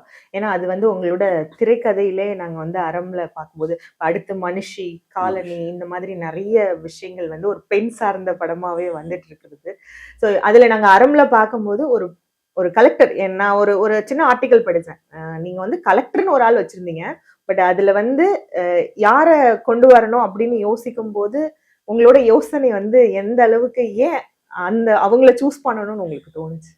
இல்ல அதை நான் திரும்ப நிறைய முறை சொல்லிட்டேன். அதை நான் அவங்க தான் எனக்கு அந்த வாய்ப்பு கொடுத்தாங்க. எனக்கு அவங்க அந்த வாய்ப்பு நிறைய கொடுத்தாங்க. நான் கொஞ்சம் இதுவாக இருப்பேன், இப்போ ரொம்ப ஆசைப்பட மாட்டேன். இப்போ அந்த அம்மாண்ட நான் சொல்லிட்டு உடனே ஒரு 1 ஹவருக்கு டைம் எடுத்துங்க கோபி சார் அப்படின்னாங்க. சரி என்ன போயிட்டு வரதான் நான் வெளியே வந்துட்டேன். வெளியே வந்துட்டதுக்கப்புறம் ஒரு ஹோட்டலில் வந்து சாப்பிட்டுட்டு இருக்கும்போது சும்மா டீ அப்போது ஒருத்தர்கிட்ட பேசிட்டு நண்பர்கள்லாம் பேசிட்டு இருந்தேன், அந்த மாதிரி பேசிட்டேன் பார்த்துட்டேன் அப்படின்னு சொன்னேன். நீங்கள்கிட்ட அவங்க ஒரு சில நடிகர்கள் பேர்லாம் சொல்கிறாங்க. ஏன்னா இவங்க சொன்னால் மேடம் சொன்னாங்கன்னா உடனே அந்த நடிகர் டேட் கொடுத்துருவேன், இந்த நடிகர் இப்படி என்ன சொல்லின்னு இருக்கிறாங்க. ஆனால் அவங்க சொன்னாங்க. அதுக்கப்புறம் நான் போனோடனே அவங்க கேட்ட ஃபர்ஸ்ட் கேள்வின்னா, யார் நடித்தா நல்லாயிருக்கும் அந்த படத்தை, கலெக்டர் கேரக்டர் யார் பண்ணால் நல்லாயிருக்கும் அப்படின்னு. நீங்களே பண்ணி நான் சொல்லவே இல்லை. நான் சொல்லியிருக்கலாம் ஒரு 4 நடிகர்கள் பேரை, ஆனால் நான் சொல்லலை. ஏன்னா நான் சைலண்டாக இருந்தேன். இது யார் பண்ணாலும் நல்லாயிருக்கும் மேடம் அப்படின்னா. நான் பண்ணால் நல்லா இருக்குமா? எனக்கு வந்து அதை விட ஒன்று. அப்புறம் நான் சொன்னேன் நல்லா இருக்கும் மேடம் அப்படின்னு. அப்போ நானே பண்ணுறேன் ஓகே அப்படின்னாங்க. அங்கே தான் நம்ம லைஃப் ஸ்டார்ட் ஆகுது. எங்கேருந்து ஸ்டார்ட் ஆகுதுன்னா ஒரு பெண்ணுடைய ஒரு முடிவிலிருந்து தான் உங்களோட லைஃப் ஸ்டார்ட் ஆகுது. அது லைஃபை தாண்டி ஒரு வெற்றி, அதாவது லைஃப் அது வேற தொடர். அதாவது வெற்றி பெறதுன்றது வேற தொடர். வெற்றி பெறணும் தோல்வி அடைகிறோன்றதுலாம் வேற. ஆனா நீ வெளியே வரணும் அப்படின்னு நினைக்கிற ஒரு இடம் இருக்குதுல்ல, அப்படி ஒரு நபர் இருக்கிறாங்கல்ல, அந்த நபர் தான் நம்மளுக்கு ஸ்டார்ட் பண்றாங்க. உனக்கு நீ பெரிய அறிவாளி தான் அப்படின்னு சொல்லிட்டு எனக்கு வாய்ப்பு தரல என்ன ஆயிருக்கும். கண்டிப்பா. அப்போ நான் அந்த இடத்தோட நிறுத்தி அதுக்கு மேலே நான் சிந்திக்க மாட்டேன். எனக்கு அறிவு இருக்குது, அறிவு இல்லை, நான் பெரிய வெற்றி பெற்றுருவேன், அதை பற்றியெல்லாம் நான் கவலைப்பட மாட்டேன். ஏன்னா நீங்கள் தான் என்னை ஸ்டார்ட் பண்ணி வைக்கிறீங்க. அந்த அந்த அந்த பயணம் வந்து சஸ்டைனபிளாக போயிட்டு இருக்கு. ஆமாம், கண்டிப்பாக. அதாவது விசுவாசம் ரொம்ப முக்கியம். அதுக்கு அதாவது வந்து நம்ம எப்பவுமே சும்மா வாய்ப்பு கொடுக்கல அப்படிலாம் நம்ம பேசக்கூடாது எப்போதும். இது சினிமாவில் மட்டும் இல்லை, லைஃப்பில் எங்கேயுமே நான் உனக்கு சோறு போடுறேன்னு ஒரு பெண்ணை பார்த்து மனைவி பார்த்து ஒரு கணவன் சொல்லவே கூடாது. நீ சோறு போடுறத பத்தி நீ பேசிட்டேன்னா நீ வாழறதே என்னாலதான்ற ஒரு இருக்குது இல்ல, அதை சொல்லுவீங்க. ஏன்னா ஒரு ஆண் வாழறதே இப்போ நான் வீட்டுக்கு போறேன்ல, என்ன தைரியத்தில் போறேன்னு நினைக்கிறீங்க? எனக்கு சாப்பாடு இருக்குதுன்ற தைரியத்தில் போறேன். இந்த சாப்பாடு எனக்கு எப்படி உருவாச்சு? நாளை காலையில நான் கிளம்பி வரேன்ல, எனக்கு ஒரு ட்ரெஸ் இருக்குது, அது எப்படின்னு நான் நினைக்கிறேன். இதெல்லாம் இன்னும் பெண் தான் செஞ்சுருக்கிறாங்க, இன்னும் நீங்கள் செய்ய ஆரம்பிக்கலன்ற ஒரு கேள்வி இருக்குது இதுக்குள்ள. கண்டிப்பாக. ஆனால் இதெல்லாம் நம்ம செய்யலைன்றது தான் உண்மை, புரிதுங்களா? அப்போ இன்னும் ஆண் திருந்தவே இல்லைன்றதுதான் உண்மை. உண்மை. ஆண் அது இப்போ திருந்தவில்லை அப்படிங்கறத தாண்டி இப்போ நீங்க ஒருவேளை தனிமையில இருக்கும்போது அந்த வேலையை நீங்க தானே செஞ்சிருக்கணும். அப்போ அந்த அந்த கட்டாயத்துக்கு நீங்க தள்ளப்படல. ஆமா. அப்ப அந்த தள்ளப்படாத ஒரு இடத்தை நிரப்புறது உங்க மனைவியா இருக்கு. ஆமா. இதுவும் உலகம் முழுவதும் அது முடியலனாலும் செய்யறது, அன்பால செய்யுது, எப்படி செஞ்சாலும் ஒரு பெண் தானே செய்யுது. கண்டிப்பா. அப்படின்றதுதான். இவ்வளோ நாள் உங்களை பத்தின விஷயங்கள் எப்படி வந்திருக்கு அப்படிங்கிற ஒரு விஷயத்த நம்ம முன்னாடியே பேசணும். கோபக்காரு, கான்ட்ரவர்சியான. ஆனா இன்னைக்கு பேசும்போது உங்களோட உணர்வுகள், அதுல முக்கியமா நம்பிக்கை, காதல், விசுவாசம், துரோகம், இது எல்லா விஷயங்களையும் நம்ம பேசியிருக்கோம். அடுத்து உங்களோட படைப்புகள் இந்த சமூகத்துக்காகவும் இந்த சமூகத்துல பேச வேண்டிய விஷயங்களுக்காகவும் இருக்கணும். அதோட இந்த உணர்வுகளும் நிறைய பேசப்படணும். ஏன்னா இந்த ஜெனரேஷனுக்கு இந்த உணர்வுகள் ரொம்ப முக்கியம். அது உங்களை மாதிரியான ஆட்கள் ஒரு திரையில காட்டும் போது கண்டிப்பா எல்லாத்தையும் போய் ரீச் ஆகும். அதுக்கு எங்களோட சார்பா வாழ்த்துக்களை தெரிவிச்சுக்கிறோம். ரொம்ப நன்றி. ஒரு சின்ன வார்த்தை முடிச்சிடலாம். கான்ட்ரவர்சி அப்படின்னு சொல்றாங்க இல்லையா, அவங்களுக்கான ஆன்சர் இது சொல்லிடுங்க. என்னுடைய அடுத்த படங்கள் காலனி, மனுஷி, இந்த 2 படமும் வருது. இப்போ நான் அடுத்து இன்னொரு படம் ஸ்டார்ட் பண்றேன். அதுவும் ஒரு பெண் சார்ந்து தான் ஸ்டார்ட் பண்றேன். இது வரைக்கும் சமூகத்துல பெண்களுடைய ரோல் எவ்வளவு ஸ்ட்ராங் அப்படின்றது தான் இப்போ நான் ஒர்க் பண்ணிட்டு இருக்கேன். இந்த படங்கள்லாம் நீங்க பார்க்கும்போது ஒரு விஷயம் உங்களுக்கு தெரிஞ்சிடும். என்னன்னு தெரிஞ்சிடும் அப்படின்னா, கான்ட்ரவர்சின்னா அப்ப இதுதான் கான்ட்ரவர்சின்னு அவங்க சொல்றாங்கன்னா, அந்த படம் தான் நான் தான் அந்த படம். அப்ப இதுதான் கான்ட்ரவர்சின்னு சொல்றாங்கன்னா அப்ப கோபி கான்ட்ரவர்சி இல்லை. ஏன்னா அது நேச்சர். அப்ப ஏன் இவங்க கான்ட்ரவர்சின்னு சொல்றாங்கன்னாக்கா, ஏற்கனவே வாழற அந்த பழமை சிந்தனைகள் இருக்குதுல்ல, அந்த சிந்தனைகளுக்கு நான் எதிராக இருக்கிறேன் அப்படின்னு தான். பழமை சிந்தனைகள்ல இருந்து வெளியவான்னு சொல்றதுதான் பெரியார். பழமை சிந்தனைகள்ல இருந்து உன்னை ஒரு ஜனநாயக பூர்வமா மாற்றி அமைச்சுக்கன்றதுதான் தந்தை புரட்சியாளர் அம்பேத்கர் இல்லையா. பழமை சிந்தனைகள் எல்லாமே முதலாளித்துவத்தோடவும் நில உடைமை சமூகத்தோடும் தொடர்புடையது. அதையெல்லாம் வாரி வயிற்று தூக்கி விசிறடிச்சுட்டு ஒரு மிகப்பெரிய ஒரு புரட்சிகர சமூக அமைப்பை உருவாக்குறது தான் நம்மளுடைய வேலை. நம்மளுக்கு கற்றுக் கொடுத்ததுதான் மார்க்ஸ் லெனின். ஸோ நான் கான்ட்ரவர்சின்னா மார்க்ஸ் லெனின் கான்ட்ரவர்சி, தந்தை பெரியார் கான்ட்ரவர்சி, புரட்சியாளர் அம்பேத்கர் கான்ட்ரவர்சி. சோ அந்த விஷயங்கள் ஒருத்தவங்களுக்கு போய் சேருது, அது உங்களுக்கு எதிராக இருக்குது அப்படின்னாலே எனக்கு பிரச்சனை இல்லை. நான் எனக்கு அதை பத்தி கவலை கிடையாது. ரொம்ப நன்றிங்கண்ணா.